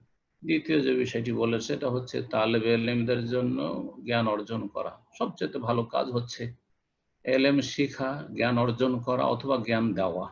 যেসব ভাই বোনদের কাছে দ্বীনের ভালো জ্ঞান আছে তারা অন্যকে দেবেন, আল্লাহ যেন তৌফিক দান করেন ইখলাসের সাথে। আর যাদের কাছে ভালো জ্ঞান নেই তারা ভালো জ্ঞান অর্জনের চেষ্টা করবেন, যাতে করে সবচাইতে উৎকৃষ্ট মানুষ হিসাবে আল্লাহর কাছে হাজির হইতে পারে। সহিহ বুখারীর হাদিস, খায়রুকুম মান তাআল্লামাল কুরআন ওয়া আল্লামাহ, বা সহিহ মুসলিমের হাদিস, সবচাইতে উৎকৃষ্ট সবচাইতে ভালো মানুষ তোমাদের মধ্যে হচ্ছে যারা কোরআনের জ্ঞান অর্জন করে অথবা জ্ঞান দিয়ে থাকে।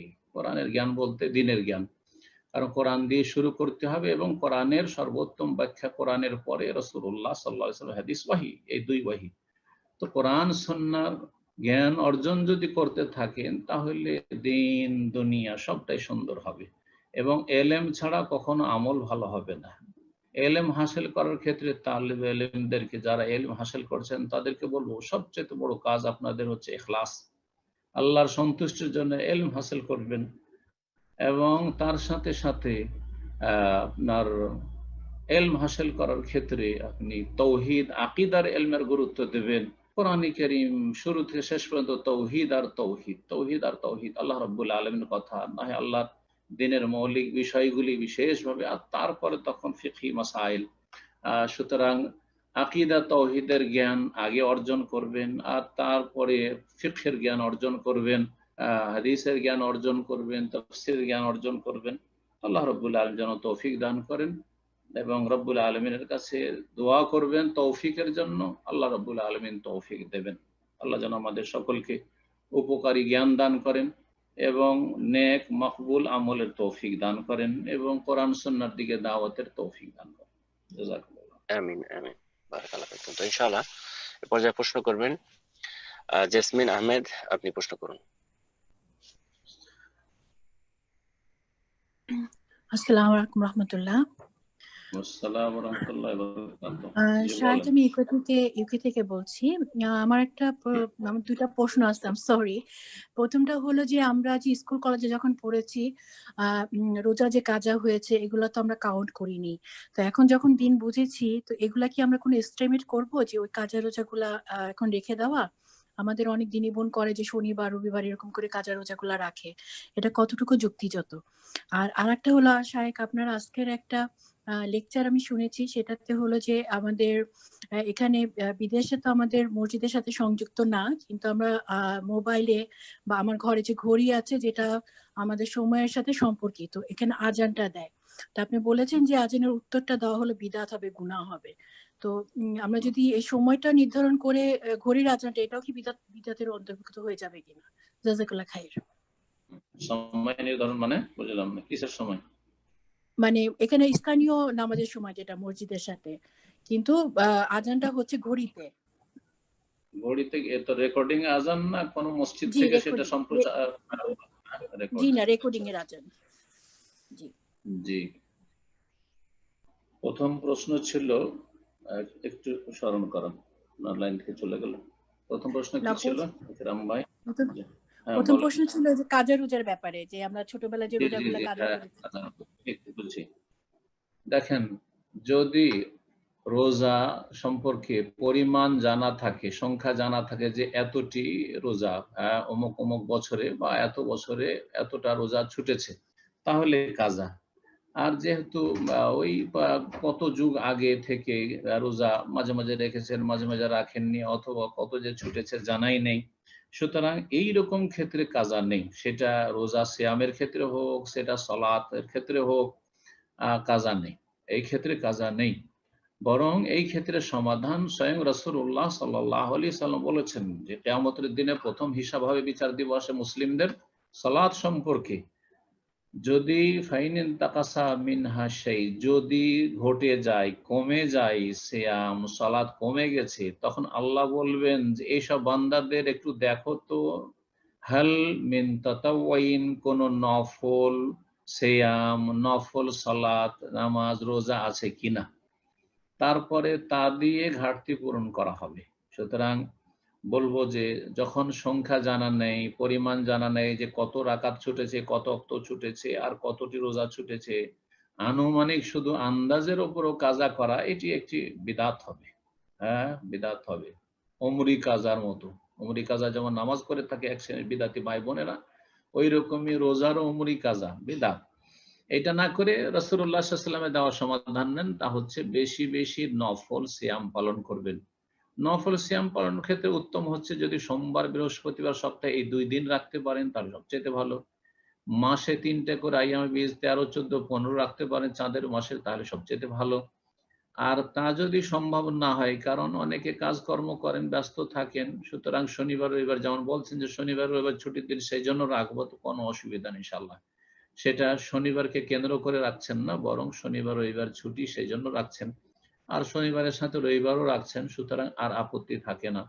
যে দিনগুলিতে ছুটি থাকবে সেই দিনগুলোতে নফল সিয়াম পালন করতে পারে, ইনশাআল্লাহ এর মাধ্যমে ঘাটতি পূরণ হবে। এইরকমই সালাতের বিষয়টি মনে রাখবেন, সালাতে যদি কমতি থেকে যায় তাহলে বেশি বেশি নফল, আর সর্বোত্তম নফল হচ্ছে তাহাজ্জুদের সালাত, তারপরে সালাতুল জোহা, তাসতের সালাত, আর তারপরে সুন্নতের রাতে, বা তার আগে বলবো সুন্নতের রাতে বা দিনের রাতে 12 বা 10, এগুলো দিয়ে ইনশাআল্লাহ তাআলা কিয়ামতের দিনে ঘাটতি পূরণ করা হবে। আল্লাহ যেন তৌফিক দান করেন।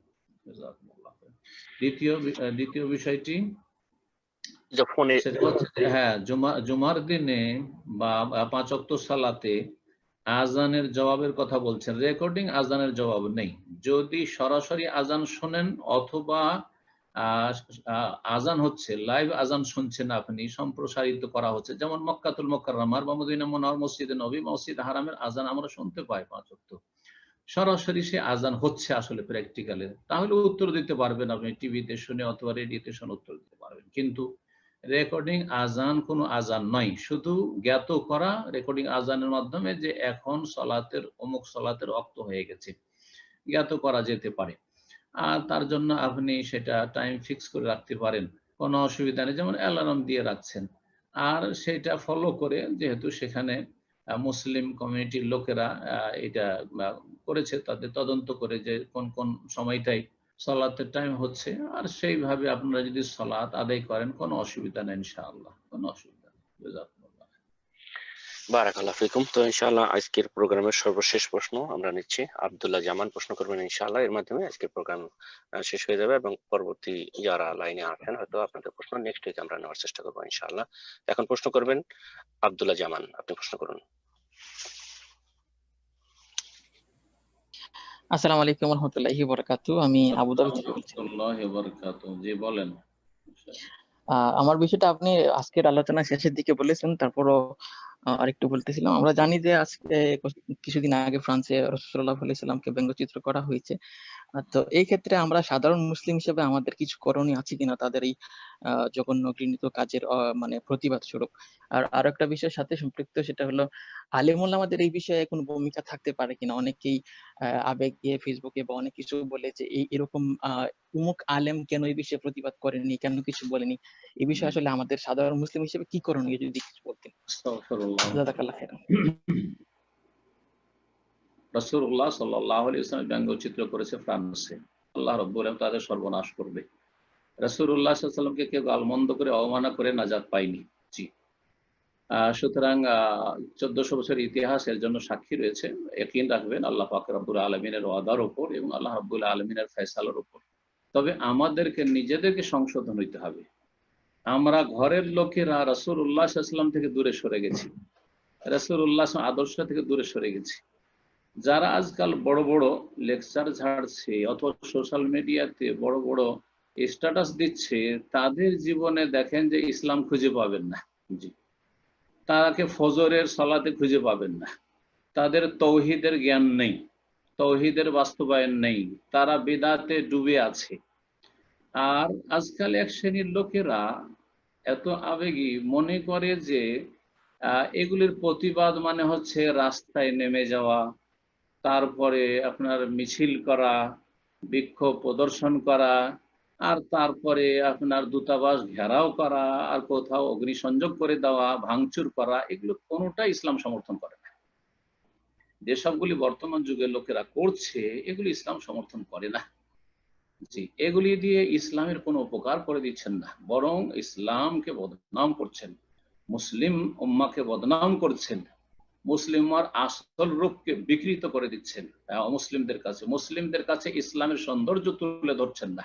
জি, আর কাফেররা তো চাই যে আপনারা উগ্র হয়ে যান, আপনারা বিক্ষোভ করতে গিয়ে বাড়াবাড়ি করেন, আর যাতে করে ওদেরকে ইসলাম মুসলিমদের বদনাম করার সুযোগ হয়, এই তো চাই, যার ফলে তো উস্কানি দেয়, এগুলো তাদের পক্ষে থেকে উস্কানি দেওয়া। সুতরাং আমরা কখনো তাদের উস্কানিতে আসবো না। এক কথাই, যারা আজকালকার এই প্রচলিত রাজনীতিতে বিশ্বাসী, তারা যেহেতু মিটিং মিছিল বিক্ষোভ এগুলোতে বিশ্বাসী, সুতরাং সেগুলি আমাদেরকে বর্জন করতে হবে। সেগুলি সব পশ্চিমা শিক্ষা, এগুলো ইসলাম শেখায় না। আল্লাহ লা ইউহিব্বুল ফাসাদ, সেগুলি ফাসাদ আর ফাসাদ, গণতন্ত্র ফাসাদ। সুতরাং গণতান্ত্রিক পদ্ধতিতে যেসব প্রতিবাদের পদ্ধতি, সেগুলি সব ফাসাদ আর ফাসাদ, বিপর্যয় ছাড়া আর বিশৃঙ্খলা ছাড়া আর অশান্তি ছাড়া কিছু না। আমাদের করণীয় সংক্ষেপে শুনেন। প্রথম করণীয় যে আমাদেরকে আমাদের জীবনের প্রতিটি স্তরে তৌহিদ প্রতিষ্ঠার চেষ্টা করতে হবে, আর সেটা নিজের আমার ওপর থেকে শুরু করতে হবে। নিজের নফস, নিজের পরিবার এবং তারপরে নিজের আত্মীয় স্বজন, কাছের লোক, তাদের থেকে শুরু করতে হবে। কু আনফুসাকুম ওয়া আহলিকুম নারা। আর সবচেয়ে বড় জাহান্নামের আগুন থেকে বাঁচার উপায় হচ্ছে তৌহিদ, আল্লাহর একত্ব, শিরক মুক্ত হওয়া। তারপরে তাদের সাথে, কাফেরদের সাথে আমাদের সবচেয়ে বড় দ্বন্দ্ব হচ্ছে তৌহিদ আর শিরকের দ্বন্দ্ব, তৌহিদ আর কুফর, ঈমান আর কুফরের দ্বন্দ্ব। সুতরাং আমরা এই তৌহিদকে নিজেদের উপর প্রতিষ্ঠা করার পরে তাদের ঘরে ঘরে, তাদের বাড়িতে, তাদের অন্তরে তৌহিদ ঢুকিয়ে দেওয়ার চেষ্টা করব। 2 নম্বর যে কাজটি করব তা হচ্ছে সুন্নতকে আমরা আঁকড়ে ধরব, রাসূলুল্লাহ সাল্লাল্লাহু আলাইহি ওয়াসাল্লামের সিরাতকে আমরা প্রতিদিন চর্চা করব, রাসূলুল্লাহ সাল্লাল্লাহু আলাইহি ওয়াসাল্লামের জীবনী শিখে আমরা জীবনের প্রতিটি ক্ষেত্রে বাস্তবায়ন করব এবং রাসূলুল্লাহ সাল্লাল্লাহু আলাইহি ওয়াসাল্লামের এই আদর্শকে কাফেরদের ঘরে ঘরে পৌঁছে দেওয়ার চেষ্টা করব। তারা রাসূলুল্লাহ সাল্লাল্লাহু আলাইহি ওয়াসাল্লামের ব্যঙ্গচিত্র কেন করছে, তারা রাসূলুল্লাহ সাল্লাল্লাহু আলাইহি ওয়াসাল্লামের অবমাননা কেন করছে?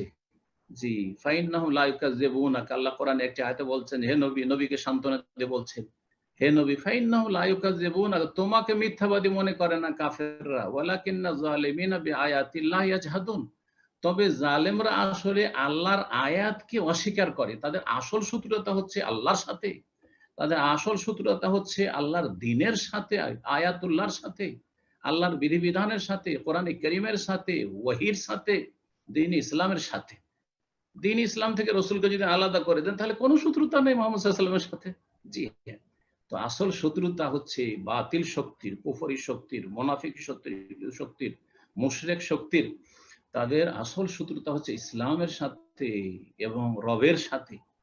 সুতরাং তাদের ঘরে ঘরে আমরা দাওয়াত পৌঁছে দেবো। আরে তারা রাসূলুল্লাহ সাল্লাল্লাহু আলাইহি ওয়াসাল্লামের এই অবমাননা করে তাদের ঘরে ঘরে যে ইসলাম পৌঁছে যাচ্ছে, অনেক অমুসলিম ইসলাম সম্পর্কে জানার জন্য আগ্রহী হচ্ছে এবং তারা ভালো করে বুঝতে পারছে যে তাদের পায়ের তলা থেকে মাটি সরে যাচ্ছে, তাদের দেশে ইসলাম বাড়ছে, মুসলিমদের সংখ্যা বাড়ছে, তাদের ঘর থেকে ছেলে মেয়েরা বেরিয়ে আসছে, যুবক যুবতীরা ইসলাম গ্রহণ করছে, লেখাপড়া করে তারা ভালো করে বুঝতে পারছে এইভাবে ইসলামকে তারা ঠেকাতে পারবে না ইনশাআল্লাহ তাআলা। যেমন ভবিষ্যৎবাণী করেছে রাসূলুল্লাহ সাল্লাল্লাহু আলাইহি ওয়াসাল্লাম, লা ইয়াবকা আলা যাহরিল আরদি বাইতু মাদারিন ওয়ালা ওয়াবারিন ইল্লা আদখালাহুল্লাহু কালিমাতাল ইসলাম বিইজ্জি আজিজিন ওয়া যুল্লি যালিলিন। আল্লাহ রাব্বুল আলামিনের জমিনে একটা কাঁচা বাড়ি, পাকা বাড়ি পৃথিবীর বাকি থাকবে না। আল্লাহ ইল্লা আদখালাহুল্লাহু কালিমাতাল ইসলাম, আল্লাহ রাব্বুল আলামিন ইসলামের কালেমা লা ইলাহা ইল্লাল্লাহ মুহাম্মদুর রাসূলুল্লাহ তাদের ঘরে ঘরে ঢুকিয়ে দেবেন, কাঁচা ঘরে, পাকা ঘরে, এমনকি তাদের তাঁবুতে। বেইজ্জে আজিজিন, সসম্মানে তারা সেটা গ্রহণ করবে, পড়ে শুনে ইসলাম গ্রহণ করবে যেমন করছে। আউজুল্লে জালিলিন, অথবা লাঞ্ছিত অপদস্থ হয়ে শেষ পরিণাম বাধ্য হবে। জি, প্রতিটি ঘরে ইসলামের কালিমা পৌঁছিবে, এই ইয়াকিন আমাদের থাকতে হবে এবং এর জন্য আমাদের কাজ করে যেতে হবে। সুতরাং তাওহীদ সুন্নতকে শিখে নেওয়ার পরে বাস্তবায়ন করতে হবে। আমাদের জীবনে সুন্নত পাওয়া যায় না। আজকে মুসলিমরাই যদি ইসলামিক ফেসের বিরোধিতা করে, মুসলিম প্রতিষ্ঠানে দাড়ি নিয়ে কাজের সুযোগ নাই।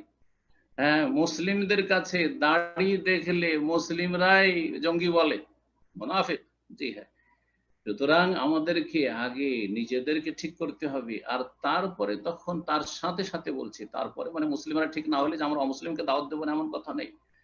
তাদের ঘরে কি করে আমরা সিরাতুন নবী পৌঁছাইতে পারি, তাদের ঘরে কি করে আমরা ওহীর বিধান পৌঁছাইতে পারি, তার জন্য আমাদেরকে পরিকল্পনা তৈরি করতে হবে, দাওয়ার কাজে আমাদেরকে তৎপর হতে হবে। আল্লাহ রাব্বুল আলামিন যেন তৌফিক দান করেন এবং আল্লাহ রাব্বুল আলামিন নবী সাল্লাল্লাহু আলাইহি ওয়াসাল্লামের সিরাত প্রতিটি ঘরে ঘরে পৌঁছে দেওয়ার জন্য তৌফিক দান করেন। জাযাকুমুল্লাহ খাইরান। বারাকাল্লাহু ফিকুম। শেখ উনি মনে হয় বলছিলেন আর ওই যে অনেক শেখরা যারা এ সম্বন্ধে বলে থাকেন না কেন, এটাও একটা মেনশন করছিলেন। ওইটাই তো বললাম যে শেখেরা যেগুলো বলবে সেগুলো তো তাদের পোষাবে না, তারা তো চায় ভাঙচুর। ওই তো বললাম, ওই বলে এই জন্য বলেছে তারা চায় বিক্ষোভ, তারা চায় মিছিল, তারা বলছে যে মাঠে নামতে হবে, ঘরে বসে কেন। হ্যাঁ, হয় তারা মাঠে নামার কথা বলে, হ্যাঁ মাঠে নেমে ভাঙচুর করতে হবে, আর ঘেরাও করতে হবে, অবরোধ করতে হবে, মানুষের রাস্তাঘাট বন্ধ করে দিতে হবে, হ্যাঁ চাকা গড়তে দিব না, এগুলো করতে হবে, ফিতনা ফাসাদ করতে হবে। আর না হইলে কিবোর্ড মুজাহিদ হইতে হবে। কিবোর্ড মুজাহিদ বুঝছেন আজকালকার ভাষায়, অর্থাৎ আপনার সোশ্যাল মিডিয়াতে বড় বড় একবারে লেকচার ঝাড়তে হবে, বড় বড় কিছু স্ট্যাটাস দিতে হবে, এর নাম হচ্ছে প্রতিবাদ। না না, এসবের প্রতিবাদ নয়, এসবের প্রতিবাদ নয়। দিনের কতটা কাজ করছেন, আল্লাহর দিন কতটা আপনি শক্তিশালী করার চেষ্টা করছেন, কয়টা লোক আপনার মাধ্যমে বেনামাজি নামাজি হয়েছে, কয়টা কবর মাজার পূজারী আপনার মাধ্যমে তাওহীদবাদী হয়েছে, কয়জন অমুসলিম আপনার মাধ্যমে ইসলামের দাওয়াত পেয়েছে এবং ইসলাম কবুল করেছে। আরে কবুল করুক না করুক, কমপক্ষে পৌঁছিয়ে তো দেন তাদের কাছে ইসলামের আদর্শ। আপনার আখলাক চরিত্র দেখে একজন অমুসলিম কি মুগ্ধ হচ্ছে না আরো ঘৃণা হচ্ছে যে মুসলিম মানে অসৎ, মুসলিম মানে বেঈমানি করে, মুসলিম মানে এই চরিত্রহীন, কোনটা আপনি ফেস করছেন অমুসলিমদের সামনে, এগুলি দেখার বিষয়, এগুলি করতে হবে। তো যারা কোরআন সুন্নাহর আলেম তারা এইসব করতে বলবে, কোরআন সুন্নাহর আলেমরা এই করতে বলবে। আর বাকি যারা রাজনীতি করে, ইসলামের দোহাই দিয়ে রাজনীতি করে, তারা ওইসব করতে চাইবে, কারণ মানুষকে দেখাতে চায় তারা যে আমরা এই করলাম সেই করলাম, এই আজকে গোটা দেশে হরতাল করে দিয়েছি, আজকে আমরা অমুক এমবেসি ঘেরাও করেছি, ওখানে অমুক জায়গায় অগ্নিসংযোগ করে দেওয়া হয়েছে, ভাঙচুর করা হয়েছে। আরে কি করলেন তা দিয়ে আপনি? ইসলামের কোন খেদমতটা করলেন আপনি? বরং কাফেরদের আরো বলার সুযোগ করে দিলেন আপনি আপনাদের বিরুদ্ধে, ইসলামের বিরুদ্ধে। আল্লাহ রাব্বুল আলামিন আমাদের বুঝার তৌফিক দান করে। জাযাকুমুল্লাহ। বারাকাল্লাহ ফিকুম। শেষ করার আগে যে একটু আবেদন থাকবে, বর্তমানে করোনা ভাইরাসের যে মানে আবার নতুন করে মানে খুবই আক্রান্ত হচ্ছে লোকজন, বিশেষ করে আমাদের অনেক দিনই ভাই, তাদের পুরা ফ্যামিলি বিভিন্ন এলাকাতে আক্রান্ত হয়েছেন, তারা অসুস্থতায় ভুগতেছেন। তাদের জন্য একটু দোয়া করবেন এবং আমরা যারা সুস্থ আছি আমাদের জন্য একটু দোয়া করে শেষ করে দেন ইনশাআল্লাহ। জাযাকাল্লাহ খাইরান। এখন আবার নতুন করে শুরু হয়েছে আপনাদের ওই সব জি, দেশে এটা নাকি? এখন এই দেশে এখন মানে সংখ্যায় বাড়তেছে বিভিন্ন এলাকাতে, এবং অলরেডি আমাদের পরিচিত, বিশেষ করে মিশিগানে আমাদের এখানে মামুন ভাই তার পুরা ফ্যামিলি আক্রান্ত হয়েছেন, বাফালোতে আমাদের তারেক ভাই, এবং আরো বিভিন্ন এলাকাতে আমাদের অনেক দিনই ভাইরা তাদের ফ্যামিলিরা আক্রান্ত হয়েছেন। তো দোয়া করে দিবেন ইনশাআল্লাহ। প্রথম কথা বলবো যে আল্লাহ রাব্বুল আলামিন সতর্ক থাকতে বলেছেন, খুযু হিজরাকুম, তোমরা সতর্কতা অবলম্বন করো। সুতরাং যথাসাধ্য এই করোনা ভাইরাস থেকে নিজেকে, নিজের পরিবারকে বাঁচিয়ে রাখার ক্ষেত্রে যথাসাধ্য পার্থিব উপায় উপকরণ গ্রহণ করে এবং দ্বীনি মাধ্যম উপায় উপকরণ গ্রহণ করে বাঁচার চেষ্টা করবে। আল্লাহ যেন আমাদেরকে নিরাপদ রাখেন। 2 নম্বরে যে কথাটি বলবো সেটা হচ্ছে আল্লাহ রাব্বুল আলামিনের কাছে আফিয়াতের দোয়া করবেন যে আল্লাহ আমাদেরকে আফিয়াত মানে নিরাপত্তা দান করো, আশ্রয় দান করো, আমাদেরকে নিরাপদ রাখো, আমাদেরকে সুস্থ রাখো। রবের কাছে দোয়া করবেন, হয়তো আপনার দোয়া কবুল হয়ে যাবে। আল্লাহ আপনাকে এর ওসিলাতে আল্লাহ হেফাজতে রাখবেন। অনেক কমজোর লোকেরা দেখেন সুস্থ আছে, আর অনেক শক্তিশালী মজবুত ছিল, ভালো ছিল, সচ্ছল ছিল। বড় বড় ধনীদের ঘরে করোনা, বড় বড় পয়সাওয়ালা নেতাদের ঘরে করোনা। এগুলো থেকে অনেক শিক্ষা আমাদেরকে আল্লাহ দিয়েছেন। তো দোয়া করবেন এবং তার সাথে সতর্কতা অবলম্বন করবেন। যেসব উপায় উপকরণ রয়েছে এগুলোর মাধ্যমে আল্লাহর উপর আস্থা ভরসাকে মজবুত করবেন। আর তারপরে মনে রাখবেন যে তকদিরে যদি মত থাকে কোনো কিছুতে, তো কোনো শক্তি রক্ষা করতে পারবে না। আর যখন মত আছে, যে অবস্থায় মত আছে আর যেই কারণের মাধ্যমে মত আছে, সেটাতে মৃত্যু হবে, এটাকে কেউ সরাতে পারবে না। সুতরাং কারো যদি করোনা আর ফয়সালা আল্লাহ করে থাকেন, বা তাতে যদি ইন্তেকালের ফয়সালা আল্লাহ করে থাকেন, সেটা হবেই। তকদিরের প্রতি ঈমানটাকে মজবুত করবেন, আল্লাহর উপর আস্থা ভরসা মজবুত করবেন। এতে হবে কি, আপনার মধ্যে একটা ধৈর্যের ক্ষমতা আসবে এবং এর মাধ্যমে আপনার জীবনে হাহাকার আসবে না, অশান্তি আসবে না, যে কোনো অবস্থায় শান্তি থাকবে। করোনা আক্রান্ত হলেও শান্তি থাকবে। এই বিষয়গুলি যেন মনে থাকে। এবং তার সাথে সাথে দোয়া করছি রব্বুল আলামিন আমাদের সকলকে যেন সমস্ত রকমের দিন দুনিয়ার বালা মুসিবত থেকে হেফাজতে রাখে। দিন দুনিয়ার দিনের বালা মুসিবত চাইতে বড়, আরে করোনার মুসিবতের চাইতে বড় মুসিবত বেনামাজি হওয়ার মুসিবত, শিরকের মুসিবত, কুফরির মুসিবত, যাদের ছেলেমেয়েরা বেদিন হয়ে যাচ্ছে, বিধর্মী হয়ে যাচ্ছে, বেনামাজি হয়ে যাচ্ছে, নামে মাত্র মুসলিম, এর চাইতে বড় মুসিবত আর কি আছে? সুতরাং দোয়া করি আল্লাহর কাছে, আল্লাহ যেন দিনের দিক থেকে আমাদেরকে নিরাপদ রাখেন, দুনিয়ার দিক থেকে নিরাপদ রাখেন, শারীরিক ভাবে নিরাপদ রাখেন, মানসিক ভাবে নিরাপদ রাখেন। যেসব ভাই বোনেরা আজকের আলোচনায় শরীক হয়েছেন, বিশেষভাবে তাদের জন্য দোয়া করি। এবং সমস্ত বিশ্বের মুমিন মুমিনাত যারা রয়েছেন, ভালো মানুষ রয়েছেন, আল্লাহ রাব্বুল আলামিন তাদের জন্য দোয়া করি, আল্লাহ সকলকে যেন তার হেফাজতে রাখেন এবং আল্লাহ রাব্বুল আলামিন তাদেরকে দিন দুনিয়ার সমস্ত অনিষ্ট থেকে, বালা মুসিবত থেকে যেন নিরাপদ রাখেন। আল্লাহুম্মা ইন্না নাসআলুকাল আফওয়া ওয়াল আফিয়াতা ফিদ দুনিয়া ওয়াল আখিরাহ। রাসূলুল্লাহ সাল্লাল্লাহু আলাইহি আব্বাস রাদিয়াল্লাহু তাআলা আনহুকে আফিয়াতের দোয়া করতে বলেছিলেন। সুতরাং আল্লাহর কাছে দোয়া, আল্লাহুম্মা ইন্না নাসআলুকাল আফিয়া, আল্লাহ তোমার কাছে আফিয়াত চাই। আল্লাহুম্মা হাদিনি ফিমান হাদাইত ওয়া আফিনি ফিমান আফাইত, যে দোয়া কুনুতের দ্বিতীয় বাক্যটি রয়েছে, বেশি বেশি দোয়া করবেন।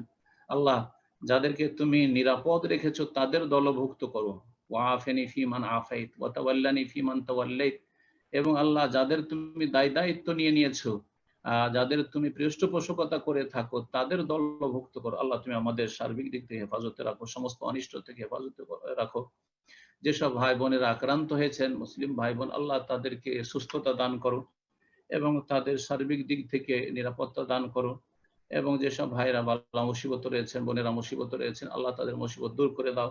যেসব ভাই বোনেরা অভাবী রয়েছেন তাদের অভাব দূর করে দাও। যেসব ভাই বোনেরা গোমরাহ হয়ে রয়েছেন, ভুল পথে রয়েছেন, আল্লাহ তাদেরকে সঠিক পথে ফিরে আসার তৌফিক দান করো। আল্লাহ রাব্বুল আলামিনের কাছে দোয়া করি, আল্লাহ রাব্বুল আলামিন তুমি তোমার দ্বীনের হেফাজত করো, তোমার দ্বীনের যারা অনুসারী মুমিন মুমিনাত তাদের তুমি হেফাজত করো। সুবহান রাব্বিকা রাব্বিল ইজ্জাতি আম্মা ইয়াসিফুন ওয়া সালামুন আলাল মুরসালিন ওয়াল হামদুলিল্লাহি রাব্বিল আলামিন।